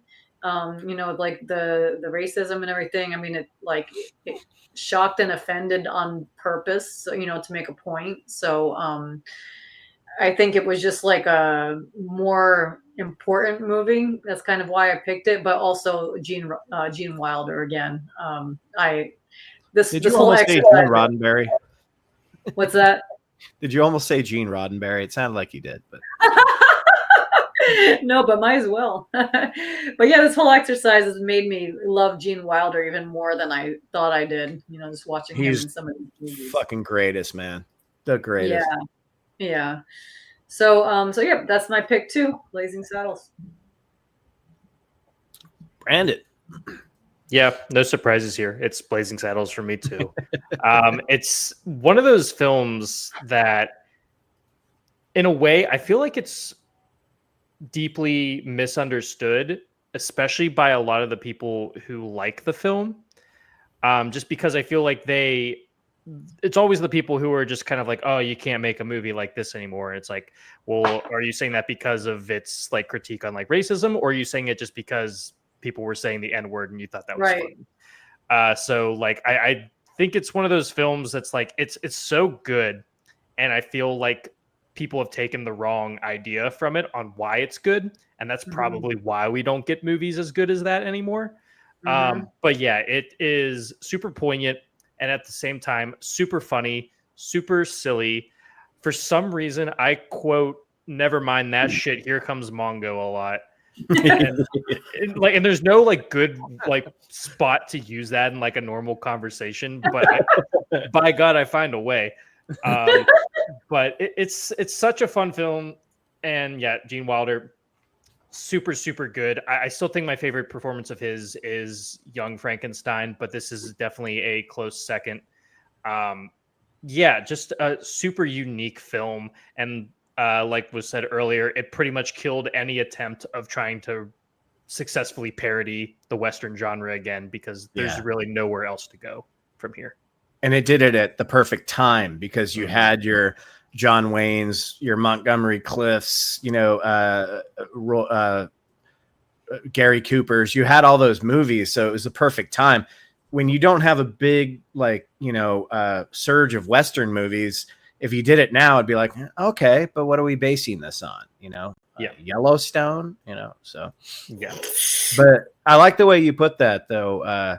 It's misunderstood, because it's like people, when people say nowadays you can't make that anymore, it's because people don't think deep enough. They see the surface level thing and roll with that, instead of like actually listening to everything and watching everything and going like, oh, I get what they're doing there, Right. So they take the shock value from it as the only thing to take from it, essentially. Exactly. Yeah.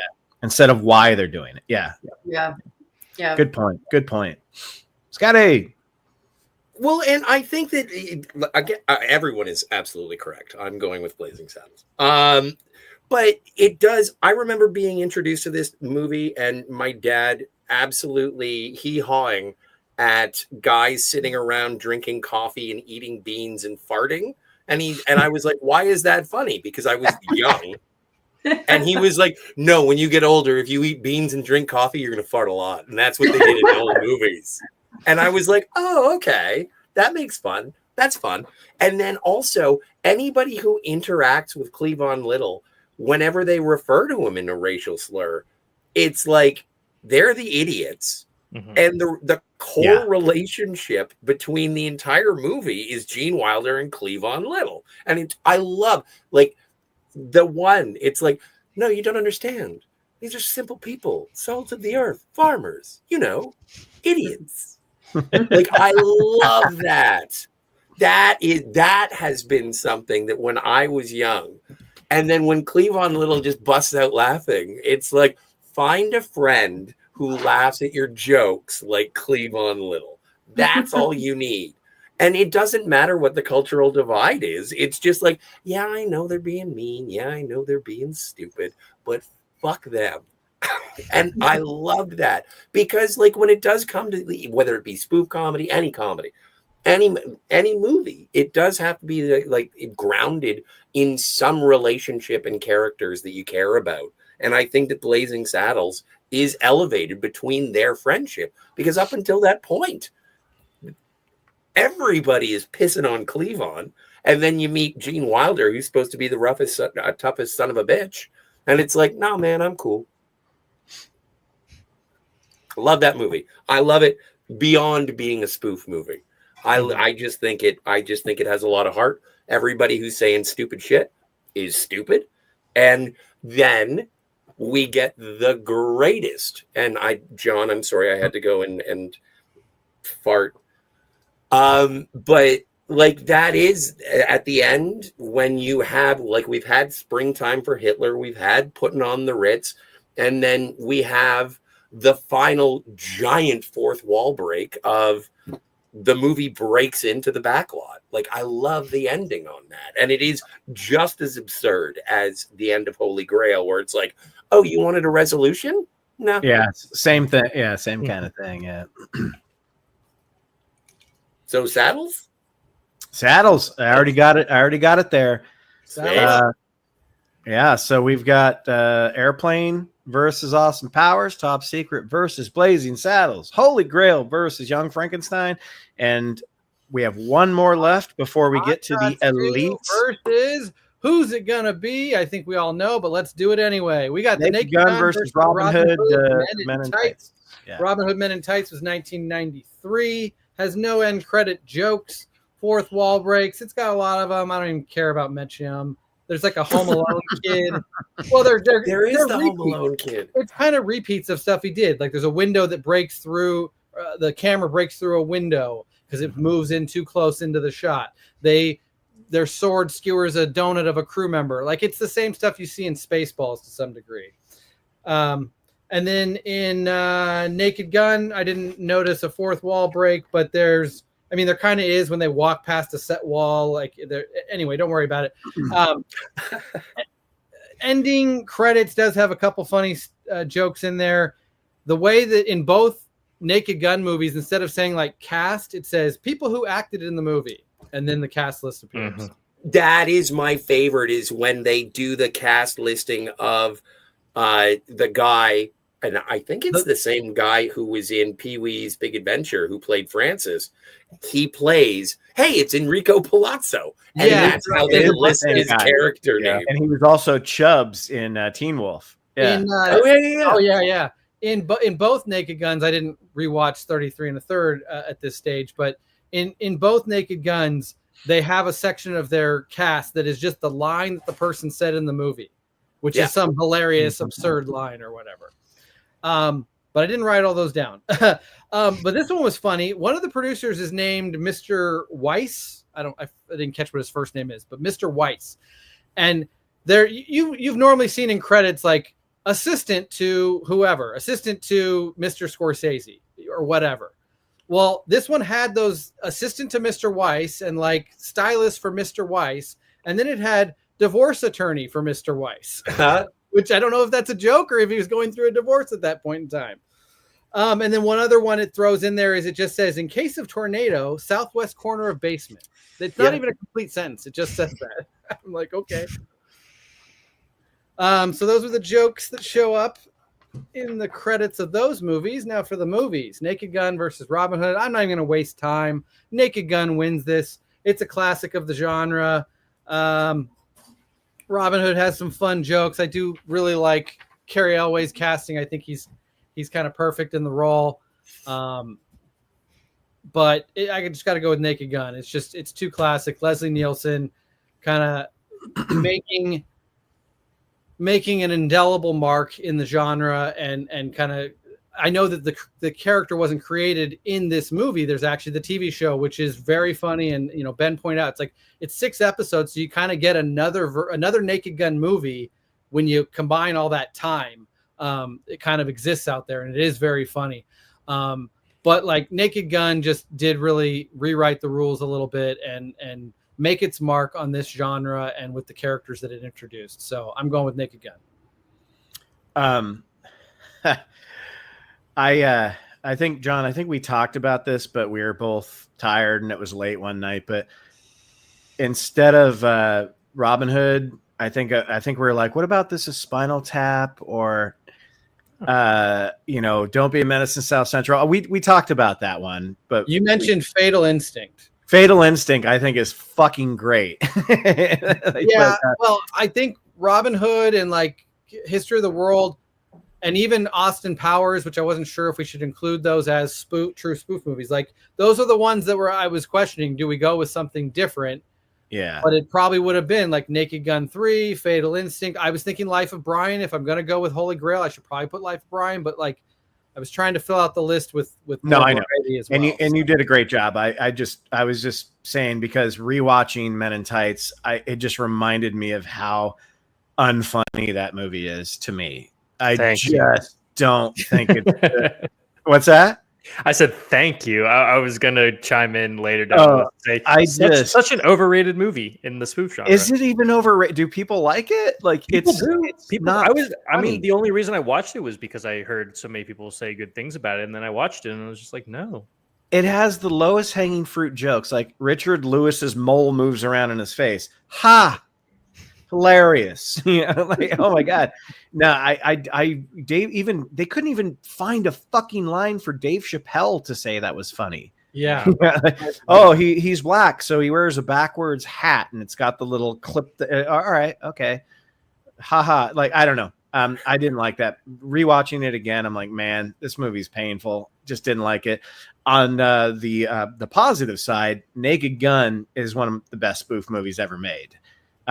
Coming off of Police Squad, it's the only one of the trilogy that's a complete, like, direct, feels like that show. I'm not saying the other two are just as ballsy and zany and crazy, but I loved Police Squad so much. I love how the end credits, they all just freeze, because shows used to freeze back then, but you can see they're still moving and sometimes they'll scratch their nose. It's so fucking great. When they're just pouring the coffee. One of the funniest scenes of any movie on this list is when he is impersonating the catcher and he's like, strike, and he starts dancing and he's like vacuuming with the fucking dust buster, and they play that I Love LA song. God damn, dude. Naked Gun is a classic. And again, I'm basing these off of my latest watches. That movie still makes me die. Like I practice safe sex. Me too. And just the giant condoms. That was a big Halloween costume for a long time. Just the giant costume. I know. Many people died through asphyxiation doing that costume, unfortunately. I don't doubt it. I love the lines like Cuban? No, Dutch Irish. My mother is from Wales. Leslie Nielsen, man. God rest, man, national treasure. But Naked Gun for me. He's Canadian. Easy, whatever. Well, the national treasure was Canada. Whatever. But the easiest one for me by a mile, because one I think I love to pieces, and one I think is kind of terrible. But Yep, this was a pretty easy one too. But yeah, it's funny because when I watched, go ahead, Naked Gun easily. Yep, Nice Beaver. Yeah, let's let Joanne read that one. Yeah, I did it. I said it really fast. That's all you're gonna get. Do it as Frank Drebin. Do it as Frank Drebin. No. Nice Beaver. Nice Beaver. Okay, how about this, Joanne? I'll say the Nice Beaver part. You say thanks. I just had it stuffed. Okay. Nice Beaver, Joanne. Thanks. Well, at least be in character. Can't tell Joanne's beaver is nice. Well, I don't know. We have history. Yeah, I think that making it a dialogue made it even worse. Yeah. But I was gonna say about Robin Hood. Yeah, when I first watched it a long time ago, I didn't know anything about. I didn't know Dave Chappelle. So going back to it, that's actually when I didn't know he was in it. So that was was pretty cool. But yeah, obviously, the Naked Gun is my choice, and for me, O.J. Simpson was very funny. It was a very funny part of it. He was like Nordberg. Yeah, he was in the pain. I don't know why it was just like so dumb when he's just like he's getting caught in the bear trap. Yeah, the bear trap, and then when he falls onto the pain, and he's just like, "Oh no!" I don't know why that "oh no" just made me. He was laugh. pretty fucking great in all three of these movies. I gotta say. Yeah. So that's a shame, but Doesn't make up for the murders. Why didn't he do much after these movies? You have to wonder. Just retired. Yeah. I heard he became a detective. Yeah. Street He racer was. He in was his Bronco. inspecting all the golf courses across America to try and find his wife's Really, killer. I heard he chopped his wife's head off. Yeah, but Hollywood on rumors, the fourth man. green. Anyway, sorry. No, that's okay. And then one other quick scene I was going to mention was with the bribing, with the money going back and forth. Oh, and yeah, kind of, How about now? Well, I really don't think I should. I think Drebin ended up walking away with more cash at the end of that. I think he did, So, Should you spot me at 20? How about now? Right. I have a feeling this one's going to be a sweep. Yeah, I'm not going to change it up too much, especially because this one is the freshest one in my memory. I rewatched a couple of these in preparation, and Naked Gun I had just watched last night. Goddamn, so funny! Like we've already named like all the like the standout bits, but like even the one that like pops me the most is the freaking when they're at the docks and the body outline is floating on the water. Oh, yeah. I fucking love that. And it's like they don't give it like a lot of attention. It's just there. And I love jokes like that. But the joke doesn't totally work because it's supposed to be Nordberg's outline, who isn't dead. But Right. whatever. Like it doesn't matter. Right. But It it's doesn't like, make that's sense. supposed to But be they were just Nordberg's like, this outline. would be a funny concept, so we're gonna put it in anyway. Yeah. So like, that's super funny. Just like every scene starting with Drebin like crashing his car into something. And that's from Police Squad. Yeah. It's so fun and just like Frank Drebin is just like an all-timer like spoof character. Like we said, Leslie Nielsen, just one of the greats to like ever do it. And every side character, I love that everyone is like not in on the joke. Really, like everyone does all these side characters do such a good job bouncing off of Nielsen. Just reacting to like a lot of the stuff that he says and does and just playing it completely straight as they can. Such a fun movie. Love it. Robin Hood fucking sucks. So. Yes, it really does, man. Wasn't a hard one to pass up, but I was shocked when I first saw that and I was just like, why was everyone telling me to watch this? I don't know. I love when Frank is at the meeting with the mayor and stuff, and he leaves his mic on and takes the piss. Really long pee, just poses when he's doing it too, like two hands on the wall, like drunk style. Love it. Yeah, love it. And Southern California people will get the boob joke, because we know San Clemente, the San Clemente power plant, where he's like, everywhere I go, it reminds me of her. And it doesn't make any sense because he's going from LAX to LA, but somehow he ends up down in Orange County. But whatever, it works for the movie. Joanne, have we driven to San Diego and I've probably made that reference to you? and now I make it every time to Nanaya. It doesn't matter. I'm going to make that reference every time I drive by. Of course, you would do that. Yes. Oh man. Scotty. The best joke in Robin Hood Men in Tights is when Patrick Stewart shows up at the end to spoof Sean Connery at the end of the Prince of Thieves. What? That's the one. And that's the best one when Carrie Elwes looks at the screen and says, "But I can do an English accent." But he doesn't. He doesn't break the fourth wall on that one. I thought he did, and I watched it. He's speaking to Richard Lewis's character. He's not speaking to he's not breaking the fourth wall. I thought he did. Maybe it was in the trailer. And maybe it was in the trailer. He doesn't. Maybe it was in the trailer. I don't know. I haven't seen it. The trailer, I mean. But anyway, that's my favorite joke. I liked it better than I thought. But everybody, again, like early Mel Brooks movies have comedic performances, and later Mel Brooks movies have a bunch of people mugging for the camera, and they're being too outlandish. Fuck Men in Tights, the movie. So, but with wait, say that again. Nice beaver. ... So fuck Men in Tights. I'm going to use that as a clip. All right. But Naked Gun is, and it's the second comedy that really does it. Leslie Nielsen isn't full on retarded. He's actually playing a straight-laced. He's playing it deadpan. He is providing a performance despite the absurdity around him. George Kennedy is legitimately cool when he picks up Frank from the airport and then tosses his hat into the back shelf of the car. Like, everybody is doing such a great job. I think the hammiest performance is probably Nordberg's wife. And my second favorite joke of the entire movie is, and it's not Nordberg, I forget the name of the technician who's too tall, you can't see his head. Ed. Yeah. And it's like, hey, Ed, you got something on the side of your mouth. No, the other side. And then half a banana falls down.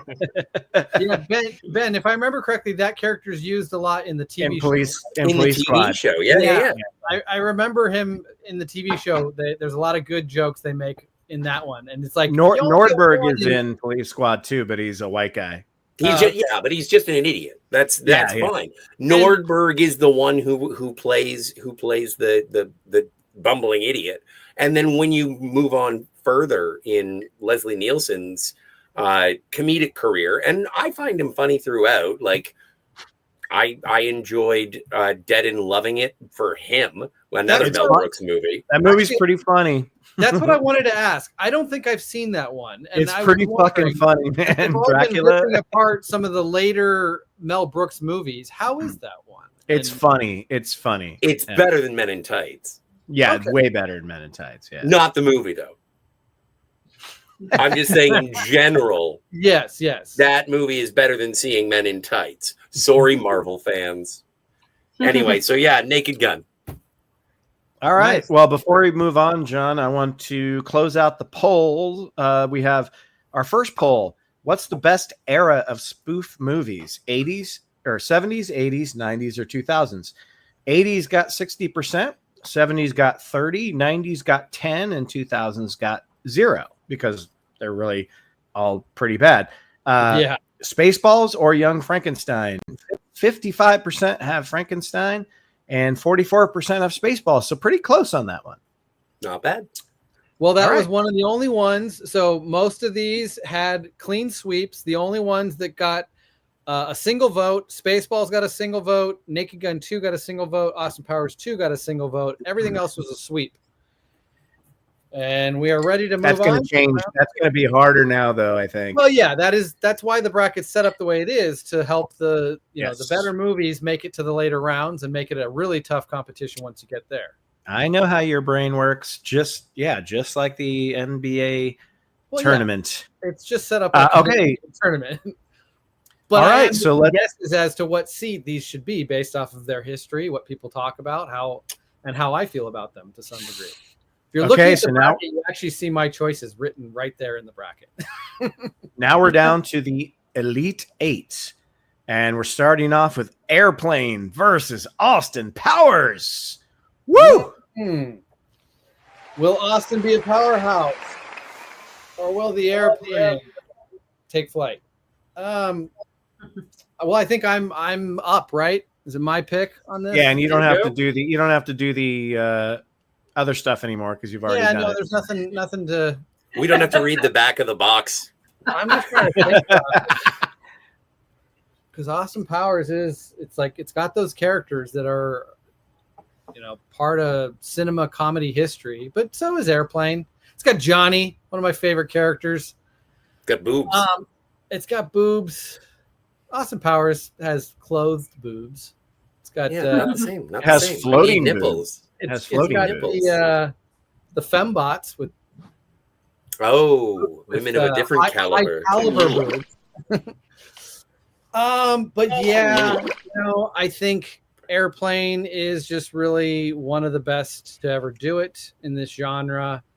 It's just so packed with jokes. Like even Austin Powers really, it tries to have kind of not a very serious side, but a little bit. Like it slows down a little bit in the mid portion of the movie and tries to spend time connecting with the characters and man at a time or whatever with Austin and all that, and reconciling with what's her name, Elizabeth Hurley. They get in a fight and blah blah blah. Airplane just keeps moving at a pace of just hilarious jokes all the way through. I'm gonna go with Airplane. It's the stronger of the two in the spoof genre. I think Austin might be like the better movie to some degree, but I don't know. I think Airplane is what spoof movies should be. Still hilarious, and I'm actually very excited when we finish this to continue watching Airplane 2 because it's pretty damn fun. Oh man, this is where it gets harder. Like I thought I had my selection. Oh shit. I gotta go with Austin Powers. I think again, I'm only going by these rewatches. They both made me laugh a ton. Airplane, like I said, it's like, it's just filled with jokes and it's super funny, but Austin Powers just got this charm to it that just makes me just really love it so much. I hate to say that because Airplane, I know it's a classic and it's a pioneer and all that stuff, but again, I'm not basing it off of that stuff. I'm basing it off my last viewing of it. I got to go Austin Powers. Oh, that was tough. I like it though. I like that we're going to get into some tough choices here. Yeah, and plus we weren't really able to see these in advance. We didn't know for sure which ones were going to be. And that's the way it should be. You guys shouldn't be able to know as simply as, well, I just need to compare these two movies. No, you should watch all 16 movies and be ready to compare them to each other. Right. And the one coming up, you got 32 movies to watch and compare to each other. I know that. Well, dude, that's a university course. Yeah, we may need to split that one into 2 shows or something. Really quickly, I want to say thank you. There's 12 people watching. Appreciate you guys. Thanks for being here. Nice. Got a new poll up. Oh no, we don't have a new poll up. Okay. Anyway, go ahead. Sorry. Well, yeah, it's tough for me too. While I agree with everything that John said, as far as like Airplane being probably stronger as a spoof movie, I still have to go with what I feel, and I said earlier about characters. So I'm also going to go with Austin Powers. Holy moly! All righty, Austin Powers. Controversial hot take. It's got the power. Yeah, it's winning 2-1 right now. Holy shit, Brandon! I don't know what's going to happen. Airplane is losing altitude. Well, we're going to keep the tension going because I'm going to pick Airplane. Yeah, because still such a funny movie. Has some of like my most favorite just like background, like nothing gags. Like for some reason when Leslie Nielsen's character is in like the magazine aisle in the airport and he's just reading a magazine that's called Modern Sperm. I don't know why that's stuck with me so much. Yeah. I love that so much. And I just like it's one thing to like make a funny movie with like jokes, gags, skits, bits, and all that kind of stuff. But to just have stuff that's just there, that's not acknowledged, that's like not part of like a bigger joke or anything, and it still be so fucking funny. That's just kind of like the entirety of Airplane. So yeah, that it's an easy pick for me, no question. That's the Zucker brothers, man. The Zucker brothers. Yeah. Zucker brothers do it the best when it comes to the small little gags that you barely even notice, Yeah. All right. So Airplane was losing altitude. Brandon engaged the autopilot to bring it back up level with Austin Powers. Auto's been inflated. Yes, Auto's been inflated. It's 2-2, but I know. Brandon, may I ask how you inflated, Otto? Well, let's see what Scotty has to say first. So I do enjoy Austin Powers a great deal. I enjoy the characters. Carrie Fisher is in Austin Powers. There is so much to adore in terms of the spoofing and the references, but Kareem Abdul-Jabbar is out there every night busting his ass up and down the court. So if your dad has a problem with Airplane, you got a problem with Kareem Abdul-Jabbar. I'm going Airplane. Hell yeah. Nice. I switched it before you even finished. I knew it too. Okay, Ben, just for shits and giggles, if we had a tiebreaker, where I mean, I know we don't at all, but like, what is? Well, where's Matt? Other person? No, I have Matt's bracket, and I'll share it. I have it on screen, so if we need it, but we have 5 people, so I don't think it's Well, really. I'm just interested to know what he would have picked. I'll bring it up, but This is just because this one's getting closer. Don't bring it up. Just look at it and tell us. Because if you bring it up, we'll see the answers. Yeah. You want me to look at it now? I just want you. Yeah, I wanted you to look and You don't have to. tell us whether his okay, pick was Airplane or Austin Powers. So so out of the Airplane, Austin Powers, he had Airplane. Got it. Okay. Yeah. So Okay. there you go. Cool. And he had Holy Grail over History of the World, Frankenstein. Well, no, those are the older ones. Calm down. We're all on the same team here. No, I know. We just let's leave a little special sous for later. Well, I don't know. You just told me to bring it up, so I said a couple of To things. answer one question, whether Airplane or Austin Powers won, and then we'll ask you the next one when we need it. All right. Okay. Jesus. Go for it. Okay. So we're moving on to the next round, I believe. Holy Grail versus Young Frankenstein. Yeah. Oh boy.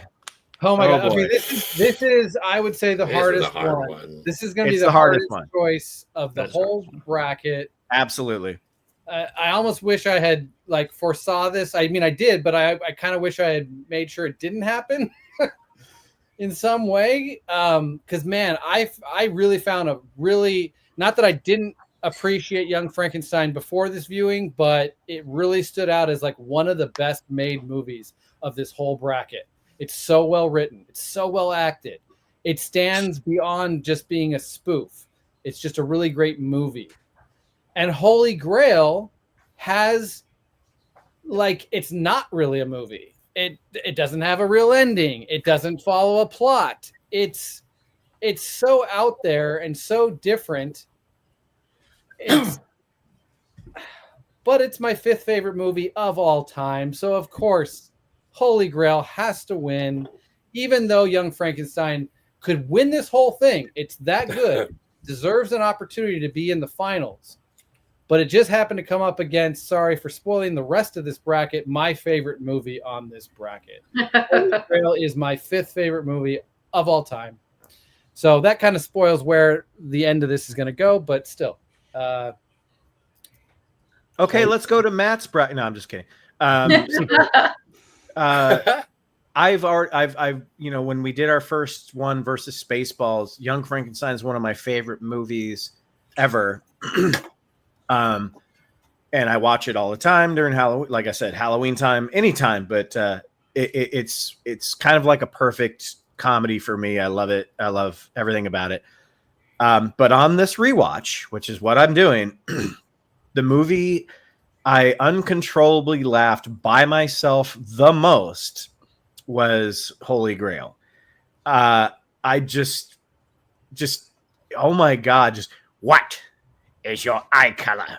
What? Like, and it's funny. I remember when I first got married, I used to do this all the time. Like whenever my wife or girlfriend at the time, fiance, whenever she would look at me funny, I go, "What is your hair color?" Like I would always do the what, like, and I forgot for so long that was from this movie, because that scene is one of the funniest things ever written and put on film when they're trying to get across the bridge and it's just the fucking best scene.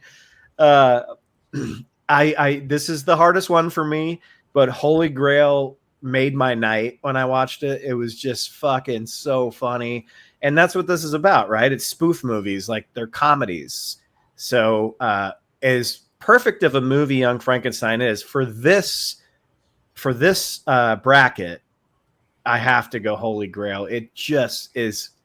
it's so funny. It's hard to describe how much I was laughing by myself on my couch in this movie. Yeah, Ben, you text me while watching it. You're like, man, I did not remember how funny this movie is. And I had to respond to be like, well, to me, Ben, it's the funniest movie in all of existence. Yeah. That is where it lands for me. Dude, it is just, I mean, when Lancelot goes and just massacres that fucking wedding. I'm sorry. I'm just like talking about scenes, but fucking A. And I agree with you. Like, Young Frankenstein is a more well-constructed film, but that doesn't matter in this particular tournament. So yeah, Holy Grail. I can't believe I'm saying it, but just, man, that movie still holds the fuck up. Well, I'm glad I didn't go first. Yeah, this is really hard, but I think I'm gonna have to agree, Ben, because if you're in terms of laughing, Holy Grail is funnier, and that is really what this is about. So I'm gonna go ahead and agree, Holy Grail. So Holy Grail is gonna take it, but Brandon. Man, this is starting to feel like a scalpel in the leg for Young Frankenstein. It's really hard. I know, dude. It's really hard because people that know me are like, "Really? You're voting against Young Frankenstein?" Because I fucking love that movie. But yeah. Well, I'm going to do it a solid, and I'm going to pick Young Frankenstein. I think as a whole, it is a much more complete, a lot more commendable movie. Not to really throw any shade at Holy Grail, because I do think Holy Grail probably is far more quotable, and I would maybe even say funnier potentially. But there is just something about Young Frankenstein that's just so full circle for it, not just as like a spoof, but as a comedy film. It's one of Mel Brooks's best, if not the best. It's his best, yeah. Yeah, I'm pretty sure he considers it his best, although I don't think he considers it his funniest, which is interesting. But if I had to go up against the two, Young Frankenstein has stuck with me way, way more. Not to downplay Holy Grail's influence, but yeah, I'll throw Young Frankenstein a bone in this one, even though it doesn't matter now. I'm glad it gets some love because it's me too. I didn't want this to be a sweep because it's a tough decision. Yeah. Scotty. Well, in the bracket that preceded it was Holy Grail versus History of the World. And one of my complaints about History of the World was that it was an episodic sort of movie. And I find if I have to use the same critique against Holy Grail and Young Frankenstein, I would say in the same way that Young Frankenstein is a movie. Also, it's a spoof movie that is actually spoofing another movie. And I think that Holy Grail, based on the criteria of the entire bracket, Holy Grail is still waiting for John Boorman's Excalibur to come out. So I'm going with Young Frankenstein. Not that it makes a difference. Yay, Holy Grail! Roll in the hay. Well, I'm sure there were iterations of King Arthur, like, before. I never heard of it until Monty Python. No. I'm just saying, I'm sure there were. I mean, obviously the story was bad, but. No, sure. But like, are we talking, it's not a very good spoof of like Elizabeth Taylor's Camelot or whatever that movie was. Yeah. Excalibur is the only thing I could think of. Yeah. It is also the best like photographed in terms of if you want to compare the spoof, like Holy Grail precedes the cinematography of Boorman's Excalibur. Yeah, they do look similar. Ben, so I'd be interested to know what that other bracket, how did Matt do? Okay, so Matt went with Young Frankenstein. Oh wow! Okay. So technically, so if there were six of us, it would be a tie. Yeah. So Matt actually isn't a tiebreaker; he's a tie maker. No, but I'm kind of interested to know then, like from the chat, what would be who else would pick what? Anyway, we don't want to go down that road, but because I want Holy Grail to win anyway, so we'll just take this win and move on. But good answer. I mean, if we add more people from the chat, we'll just keep going. So yeah, exactly. So but I like that it's competitive. We have a collision course here of Airplane and Holy Grail. Let's see.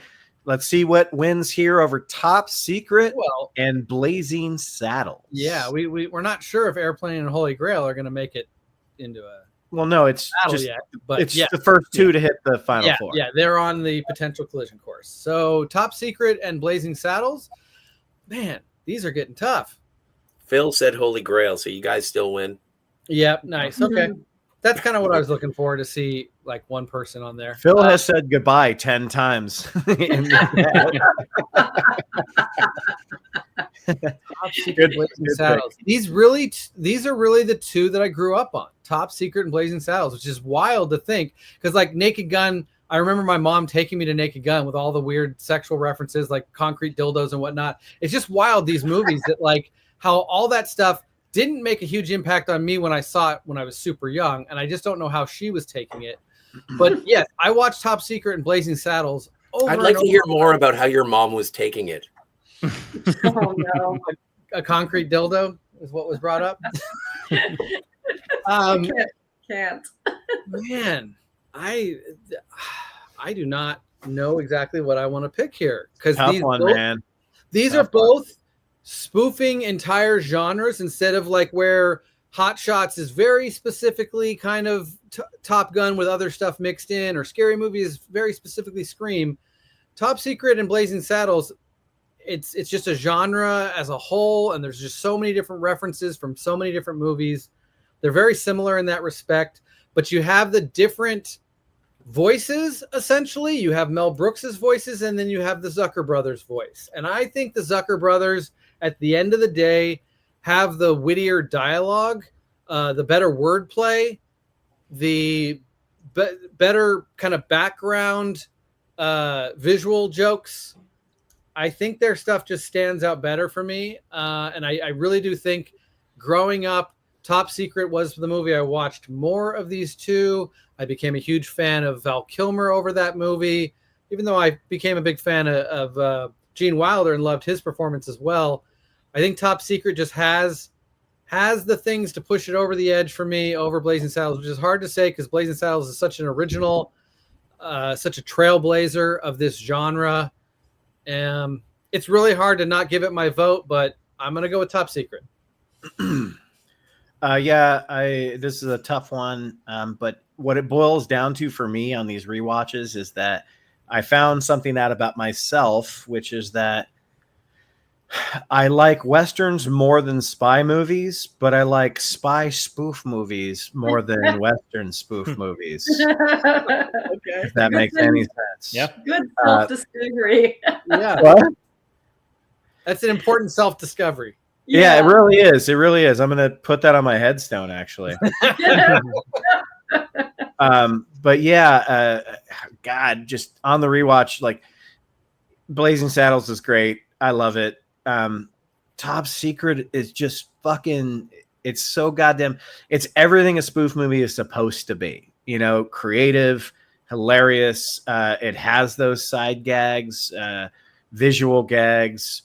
Val Kilmer had so much fucking charisma in this movie. It's no wonder that like his agent tried to push him into comedy, and then his agent was like, well, this guy's kind of a weirdo, serious guy, so I guess we'll try to get him the Doors or something. But yeah, I gotta go Top Secret. I can't believe I'm saying that over Blazing Saddles, but on this rewatch, it was just everything I love about a spoof movie. So I'm going with Top Secret. Jesus Christ. I know, isn't it? It's hard to. It's weird, man. Yeah. Pick either one. Yeah, I didn't think I was gonna go against Young Frankenstein either, but right, yeah, right. Yeah.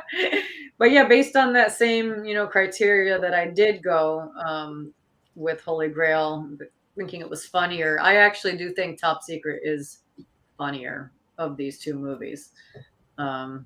It's Blazing Saddles, I think, is like you guys said, it's more unique, and like I said earlier, I think it's a more important movie with commentary and things. But if we're going with spoofs and just want to laugh and have fun, I'll go with Top Secret. Yeah, I'm liking it. Yeah. Wow. Yeah. I mean, This is probably the hardest one for me to pick. So my thought process is just kind of looking at the core of what each of these movies tried to achieve. Blazing Saddles, even though it gets repeated multiple times that like you can't make a movie like this, it kind of has been in just kind of different kind of venues, just critiques on race relations and racism and stuff like that. Like stuff like Get Out comes to mind when I like think about that. Fucking 48 hours. 48 hours. But there's just nothing like Top Secret. It's just kind of a one of a kind thing, even though which is kind of ironic because it's parodying like a whole genre. So you would think like maybe it's not the most like unique or original, but up against these two, I think like there's just nothing that compares to it. It's so fun and so creative, and like it was a star-making vehicle for Val Kilmer. Got people listening to Tutti Frutti again, which gotta applaud. As hard of a pick as this is, I do think Top Secret is a pretty strong one to go with. Woo! Top Secret. Yeah. Cleaning house. Scotty. Well, I'll be the N-word, the person who is ostracized from this group, the one who has to fight for justice. Yeah, Blazing Saddles is a better movie. It's funnier. It's more topical. I had to sift to find out what Top Secret was about, but Blazing Saddles is more culturally important, funny, and made by a better filmmaker. And Top Secret, I'm just angry now that no one picked Blazing Saddles. So my opinion right now is just bubbling rage. I am going to crash through the walls into the little song and dance that you guys are having, which is literally what's happening. You guys are having a fun little Elvis spoof over here, and I'm punching through with the guy who wrote a nuclear bomb in Dr. Strangelove. Oh, that's fair. Thanks, man. Black Felt Barbaros, take a shot every time someone says the word hard. I know it's hard to do. Yeah, no, I get it. Not difficult at all. It's just that everyone else here is wrong.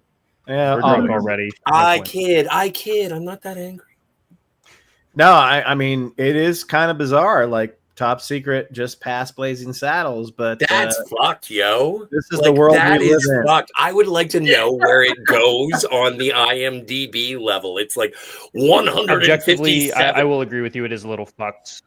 Yeah, and it's fine. It's fine. This is just fun. It is objectively we're talking about spoof movies. This is just where we're at. What is it? What is Top Secret a spoof of? Is it Elvis movies? Is it spy movies? Is it war movies? What is it? Or is it just an absurdist comedy? Well, it's all of it. Which and so what is Blazing Saddles? It came out during your Soviet era, so it's spoofing that. It's spoofing Indiana Jones. It's spoofing fucking Popeye. It's spoofing military stuff. Popeye. Beach How Boys, do you spoof everything. Popeye? Easy. All right, so we have Top Secret versus Airplane, and Holy Grail's waiting there in the wings to see what's going to win over Naked Gun or Hot Shots Part 2. Well, you know my answer, and I'm already riled up. That's right. We do know his answer on that one. All right. Well, let me make sure Top Secret is moved over on my bracket to the. Yeah, I got to do that too. Yeah. All right.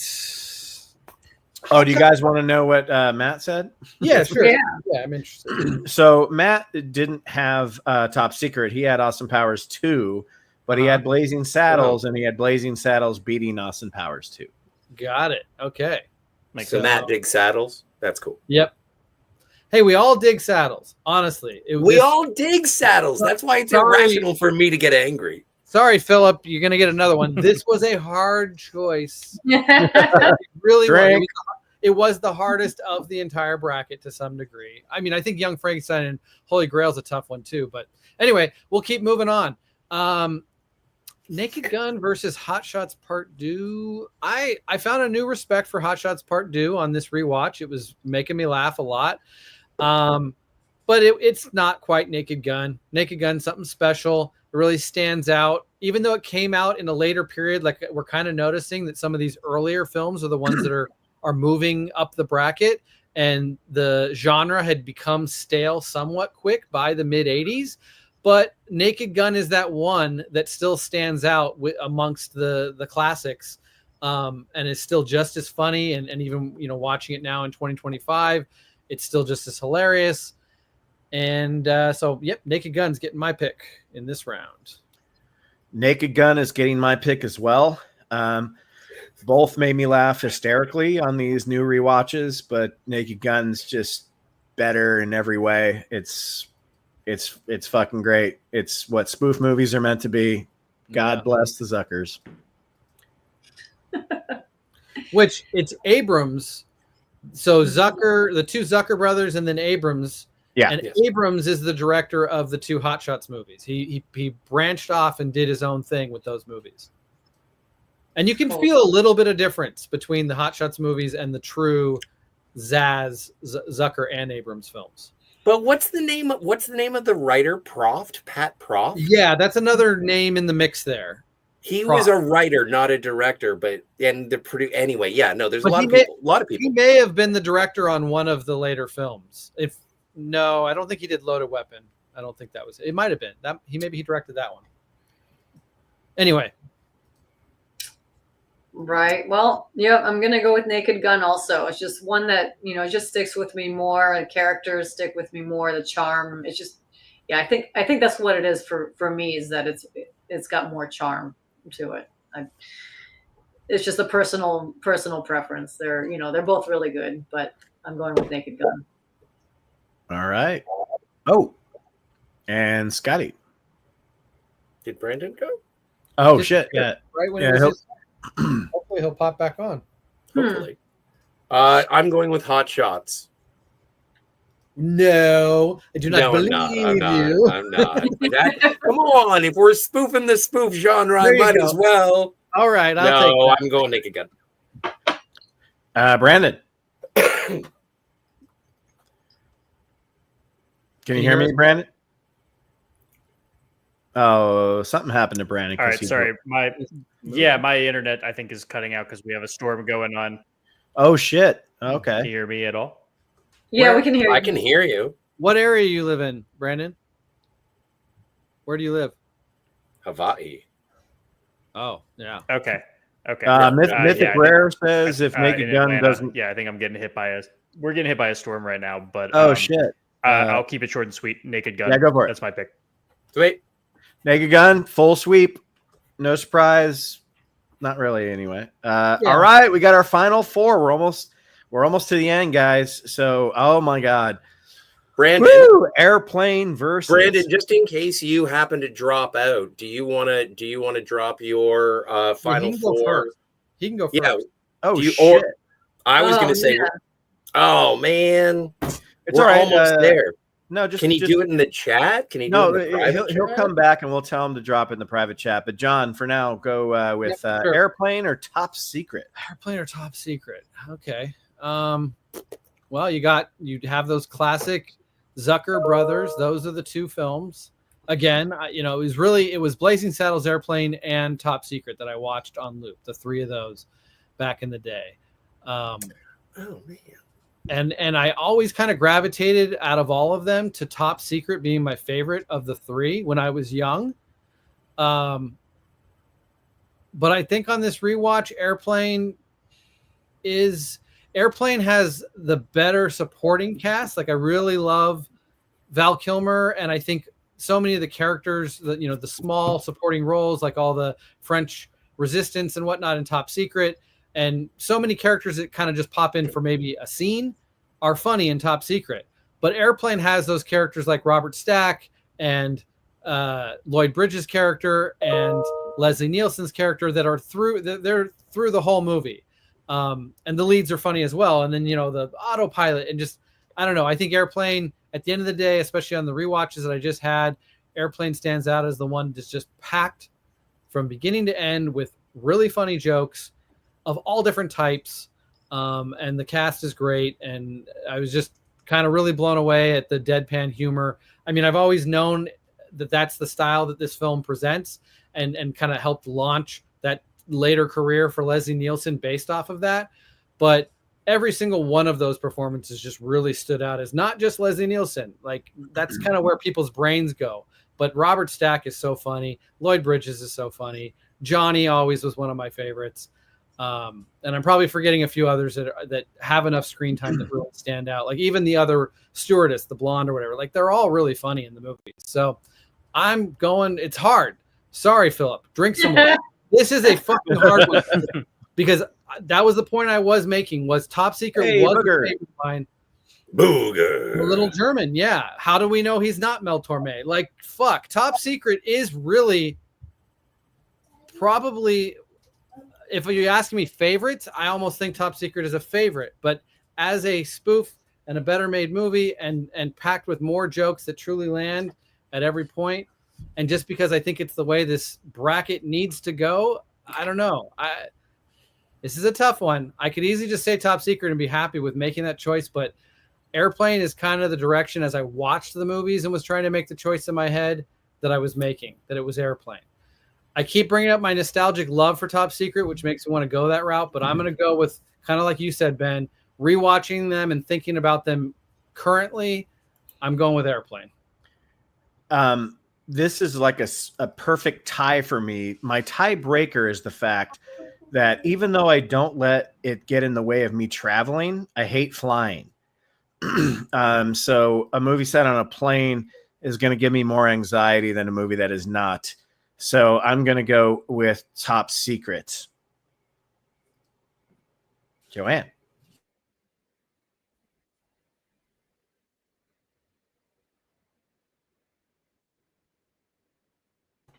Joanne, are you there? Can't hear Sorry you, Joanne. Yeah, I was muted. I was muted, but I was actually not even talking because I was thinking that whole time. I am gonna have to go with Airplane on this one. It's really whatever you're drinking, Philip. Take another shot. It's really hard. But yeah, I'm just gonna go with Airplane. It does have a lot of really funny jokes that always stuck with me. So I'm gonna go with that.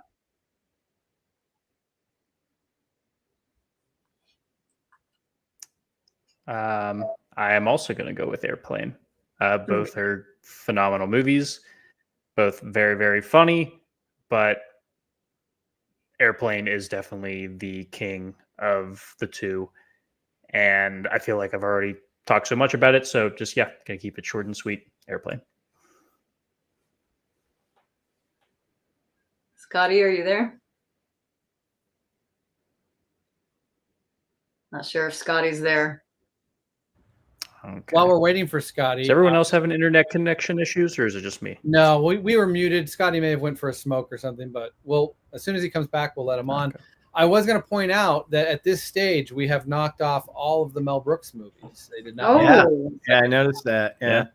Weird. We got 3 from the Zucker brothers. From the Zuckers, I was just going to say. Yeah. While we're waiting for Scotty, I did another poll that I think just wrapped up here.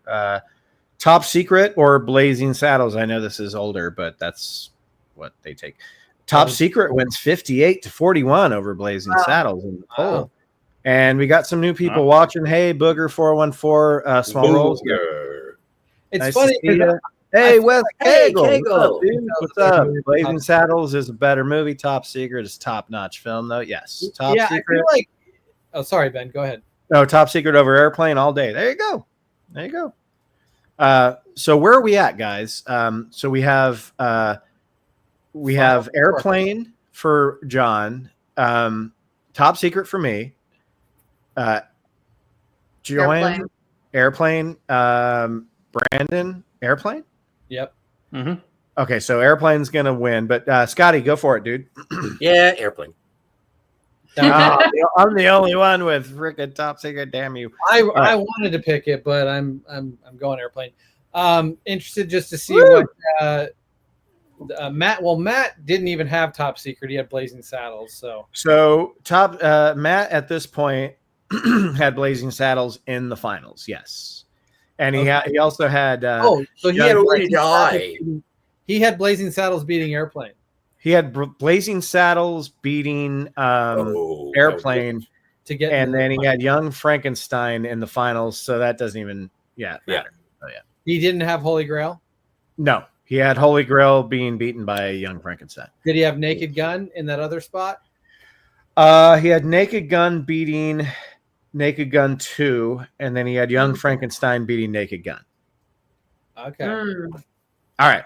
Got it. So we're on the opposite side. one away from the championship right here, guys. Yep. So Holy Grail. Oh no, this one. Oh shit. Hey, this one's gonna. There you go, Philip. This one's gonna be hard. Fuck. All right, go for it, John. Look at that trifecta right there: Airplane, Holy Grail, and Naked Gun. I wouldn't even know what to pick with the three of them in the mix. Shit. Okay, Holy Grail, Naked Gun. Well, actually, to be honest, I gave up my choice on this a while ago. You guys know Holy Grail. It's the funniest movie in existence. Clearly, it wins. Naked Gun's great, but it's no Holy Grail. Oh man. Son of a biatch. These things are torturous. This is why I'm not a politician. I can't make tough decisions. Shit. God, I guess shit hitting the fan is from Airplane. I guess I just have to keep going with what hit me the hardest the last time I watched it, because that's what I promised myself I was going to do. I got to go Holy Grail. Okay.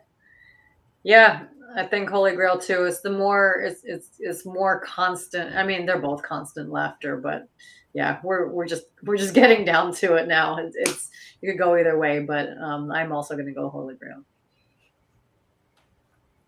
Brandon. Well, doesn't matter for me, but God, they're both so fucking good. Yeah. I don't want to. I'm leaning towards Naked Gun, but that could also just be recency bias because that's the most recent one I watched. Mm-hmm. I don't know. I think I'll go with Holy Grail just for the coconut gag alone. All timer. Yeah, that's right. I love that. And that's the kind of stuff that I'm like, yeah, that has to be in the spoof because that whole gag is very spoof oriented. Yeah. But it's like there's other elements of that movie that don't feel in line with traditional spoofs as well. Right. Okay, Scotty. I feel like Ed Harkness when he saw Ricardo Montalban fall over the edge, and then there is a marching band, a steamroller, and I'm going to look down at the Naked Gun not being in the final, and I'm going to say it's the same way my dad went. So I'm going Naked Gun, and you guys can have your Holy Grail. Enjoy your little intermission. I'll stick with I Love LA. But Scotty, is that is how you feel, or are you trying to be contrarian? No, but again, it's one of those things. Is it spoofing something? And Holy Grail is an incredibly funny movie, and it's making fun of the Middle Ages. I think it's Renaissance spoofing films? Yeah, it's spoofing. As we have discussed and explored this, I'm not trying to be contrarian. I'm saying, in terms of the movie, that what is it spoofing? It's spoofing Renaissance movies. There's tons of them. What does it look like? Go back to the 50s. Well, yeah, it would be films that we're not that familiar with, but I'm sure there's a whole bunch of. So it's more about it being a Monty Python movie than it is about being a spoof about another movie. There was a movie, Night in King Arthur's Court, that precedes this movie. Never saw the closest. Well, that's fine that you didn't see it, but that doesn't mean no. But isn't that the thing about spoofs? And this is what I'm saying. Like the closest that I can go to is what is Naked Gun spoofing? What movie is Naked Gun? It's the same every thing. cop show from the 1970s. Yeah, but we don't know the names of them, and that's what Ben's Well, point is. McLeod, Banachek, Never heard of them. Never heard of them. Dragnet. Never heard of them. Well, Dragnet's movie spoofed itself. You know. Hey guys. Well, but every single one of the movies no on one's this trying list, to win. Every single movie on this list is referencing and spoofing some type of prior movie or genre. It's fine. Right. They all fit the description in that way. But Scotty, I totally agree with you. This one is a bit vague, and the movie it seems most like came after, which I think is a really interesting way to look at that. So I sort of maintain that idea as well with Life of Brian. I think that Life of Brian perfectly spoofs The Last Temptation of Christ, which didn't come out until after Life of Brian. That's a good way to look at it. Yeah, and that's another one where I wasn't sure to put it on here. I didn't want to give too many spots to certain. I guess Mel Brooks got like 5, but whatever. He helped invent the genre, so he deserved it. But still, Life of Brian was another one where it's like it's spoofing religious movies of the 60s and 50s and stuff, but like I don't know which ones to call out. And you could say that about a lot of these movies. And that's not, I'm not bringing that up to point out anything about your point. I think your point is perfectly valid. I just really wanted to know. Here's the thing, guys. We got a guy. One second, Ben. I just really wanted to know, Scotty, if at the end of the day, taking all those factors out, you would pick Naked Gun over Holy Grail, because Holy Grail is my 5th favorite movie and the funniest movie ever made to me. So I just kind of wanted to see where it lands for you compared to Naked Gun, taking out some of the elements of like, oh, well, is this one a better spoof? What is it spoofing? Some of those equations, which are perfectly valid. I love that that's your take. I would say the comedies, argument. Yeah. If we're talking about true comedies, I would say Holy Grail is funnier. But I would say that Naked Gun is a better movie making fun of a genre. Yeah, perfect. That's kind of what I wanted to get to. Is your take that way? We have a panelist whose internet could go out at any moment, and he's in the middle of a storm. And it's John's list, so Holy Grail is on there. So everybody, quiet. maybe Brandon can go first and see. Let Brandon go first, just in case anything cuts out. Yes, I agree with that. So Brandon, we are moving you up to the top of the leaderboard. One thing I'll say real quick before we let him go, just how that played out. I know everyone just saw it. Airplane got 4 votes. Top Secret got 1. Holy Grail got 4 votes. Naked Gun got 1. That's where we're at. True story. Yep. True story. Yep. Did see it happen. Okay. Well, yeah. Mask Off. Airplane is what I consider the funniest movie ever made. Nice. Hold up. Nice. I fucking love the movie. It is timeless. It will be ever quotable till the fucking earth dies from heat death. It will just forever be at the top of my list. There will never be another movie like it. It's one of those movies where, like I said, they will kill you if you try to make a movie this funny nowadays. Got to be Airplane for me. Have you ever seen South Park? I have. Like the movie? The movie, yeah. Yeah. But that's a different conversation. Yeah. Certainly is. Yes. So John. All right. We got 1 vote for Airplane. Okay, so here's the thing. This is a big part of why I made Scotty make that point, is because that might be the deciding factor on how I vote here. I just explained how Holy Grail is the funniest movie in existence, how Holy Grail is my 5th favorite movie, but it is not a better spoof movie. Airplane is a better spoof movie, and it's a better example of what this genre and all 16 films that we presented here, what they bring to the table, their distinct thing within comedy that they bring to the table. I think Airplane is the perfect version of the spoof movie. Although, to the point Scotty also made, I don't know. I know there's airport movies, Airport 75, 77, whatever. Concorde. Yeah, all of those. But the one that it really is based off of, 0 Hour, I've never seen. So again, it's like some of these movies are spoofing not a specific thing. Like we know Top Gun and Rambo got spoofed in a very specific way, or Frankenstein spoofed, or Spaceballs spoofed. Those are in very specific ways the films are spoofing. These other ones, Airplane, Top Secret, Blazing Saddles, it's more of the genre, even Holy Grail. And I think that opens the door to even more jokes, I guess, because they're not beholden to kind of the script of that other movie they're playing off of.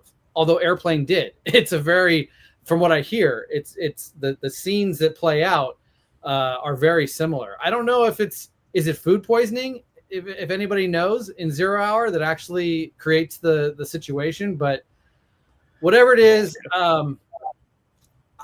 I think this may not. I don't know. This may not work out the way I think it's going to work out, but I'm going with Airplane. I don't know if that makes sense for me to pick pick over a movie that is that high on my top 10 list. I almost feel like he just spoofed us all with that. Yeah. Personally. No, that's going for the funniest movie, and now there's a virtue to what we're spoofing. no, I wasn't always picking the funniest movie. Well, yeah, I know you picked like a bunch of Hot Shots flicks. No, I'm kidding. No, that's good.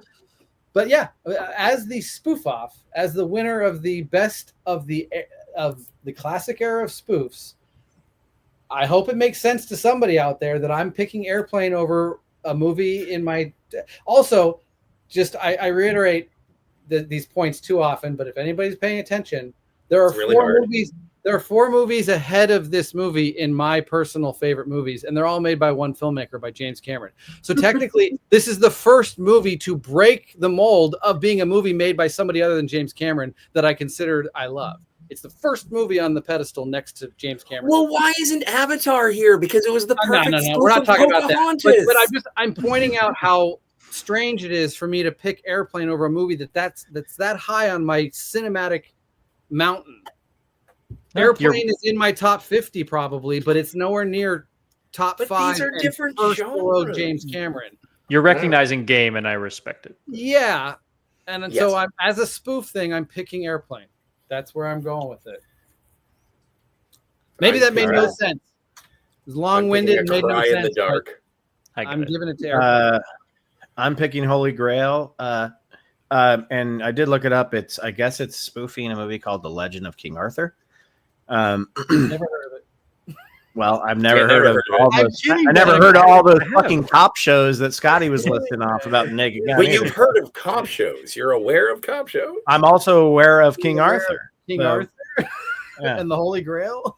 So I'm going with that. Oh, there are tropes to cop shows that they're making fun of specifically.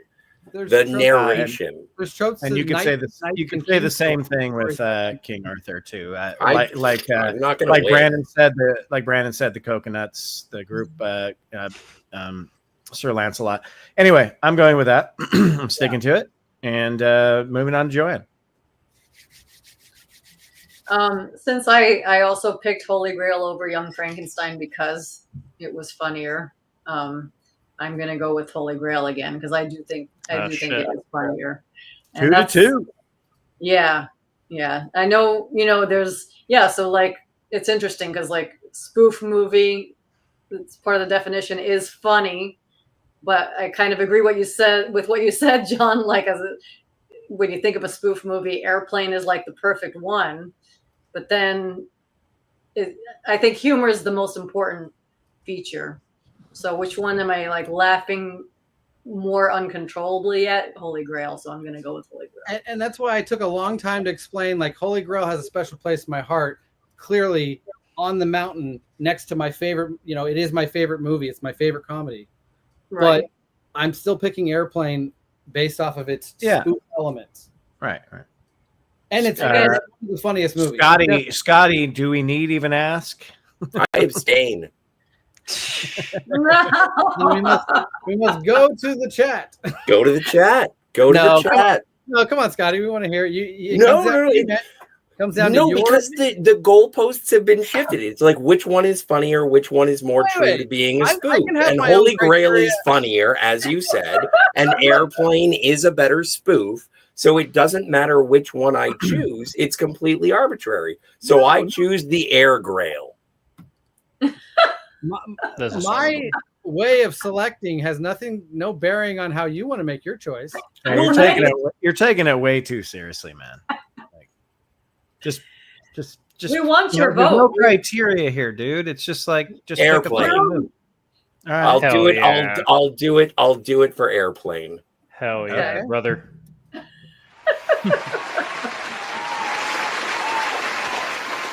Okay. Airplane takes the beer keg. Woo! Wow. I'm surprised. I did not see that coming. I mean, it's great. I just didn't see it coming. That's wonderful. Yeah. Some of these were unpredictable, and that's why it's fun to do this, because you can't just predict the whole thing. I know everybody's criteria is different. Comedy is subjective. Like it's just all for fun, you know. Coming into this, I thought Airplane was going to be a lock, but I'm happy to have been challenged on that notion. And I thought we had Young Frankenstein or maybe even Naked Gun, but yeah. Well, let's go to the chat. I'm sorry. Let's go to the poll. There's 14 people that voted. Holy Grail, 64%. Airplane, 36%. All right, Holy Grail wins. We're changing this. We can change. If I had voted the way it seems like people would like me to vote, just because of my love for Holy Grail, it would be Holy Grail. And clearly, I think I didn't care. I didn't care how you voted. It seemed like you were voting one way. Well. I laid it out. It's my favorite film of all time. The funniest thing I have ever said. And now I should vote against it. So it doesn't make sense. My explanation doesn't. It does make sense. I think some films will transcend criteria that you put in place. Yeah, I've done that before. Like, Strange Days is my favorite film. Is it my favorite science fiction film? My favorite action film? No. Well, but what was it? I heard about a book of the top 20 science fiction films of all time, and you've got This Island Earth and Forbidden Planet and 2001 and all these movies, and then all of a sudden Dr. Strangelove shows up, and it's like, what? When did Dr. Strangelove become a science fiction movie? And so, I don't know. It's just there are certain. I was hoping for a Blazing Saddles versus Naked Gun, or I don't know, Airplane versus Young Frankenstein. That's where I was sort of thinking it was going to end up being like that, where it was going to be something that was, I don't know. I know what you mean. Like if I was going off memory, I probably wouldn't have had Top Secret so high, but I was only basing these off of recent watches. Yes. So I was like, oh fuck, this movie's got everything a spoof movie should be, but it got overruled by by Airplane. Fair, very fair. Airplane's fucking one of the best. Oh, it's great. But I mean, if I just was like, oh, well, this one's iconic, then my list would have been different. But it was based off just me sitting in my living room watching them. I've never seen any of these films, actually. Me neither. I've never even heard of any of these. That is part of the point of me stressing, saying, hey, let's all actually rewatch these for this, because whether you've seen it before or not, you're going to have a new respect for the movie or less respect for the movie. And when you get to the actual, I never respected Men in Tights. No, me neither. But Top Secret is a movie that I feel like a lot of people don't talk about when there's conversations about, even sometimes when the conversation about spoofs, they don't bring it up, but comedies in general or whatever. I love that movie way more than just it being a great spoof movie, just as a great comedy. And I was very surprised to see it go as far as it did, because I thought that was one that I had a personal love for, but not everybody else in the group. And so this is why I push for everyone to watch the movies as much as possible, because if you're like, oh, I'm only remembering based off of my watch of Top Secret from the 80s, you're going to have a different view than rewatching and being like, oh no, this thing holds up. It's really funny. I say about a lot of these. Yeah. Well, I'll close this out by saying this whole list would have been different had we included Date Movie. I was going to say, if Walk Hard was in here, it might have been shit! I didn't even think about that one. There is room to do another round of this. Clearly, there's a lot of. Sweet God, I am out. Walk Hard. Walk Hard might have made it pretty far, and Black Phillip would hear us say hard a lot more too. So even then, Scary Movie and Not Another Teen Movie, I think Not Another Teen Movie is better than Scary Movie. I was considering that movie's pretty funny. I would probably agree. Funny. That movie's pretty fucking.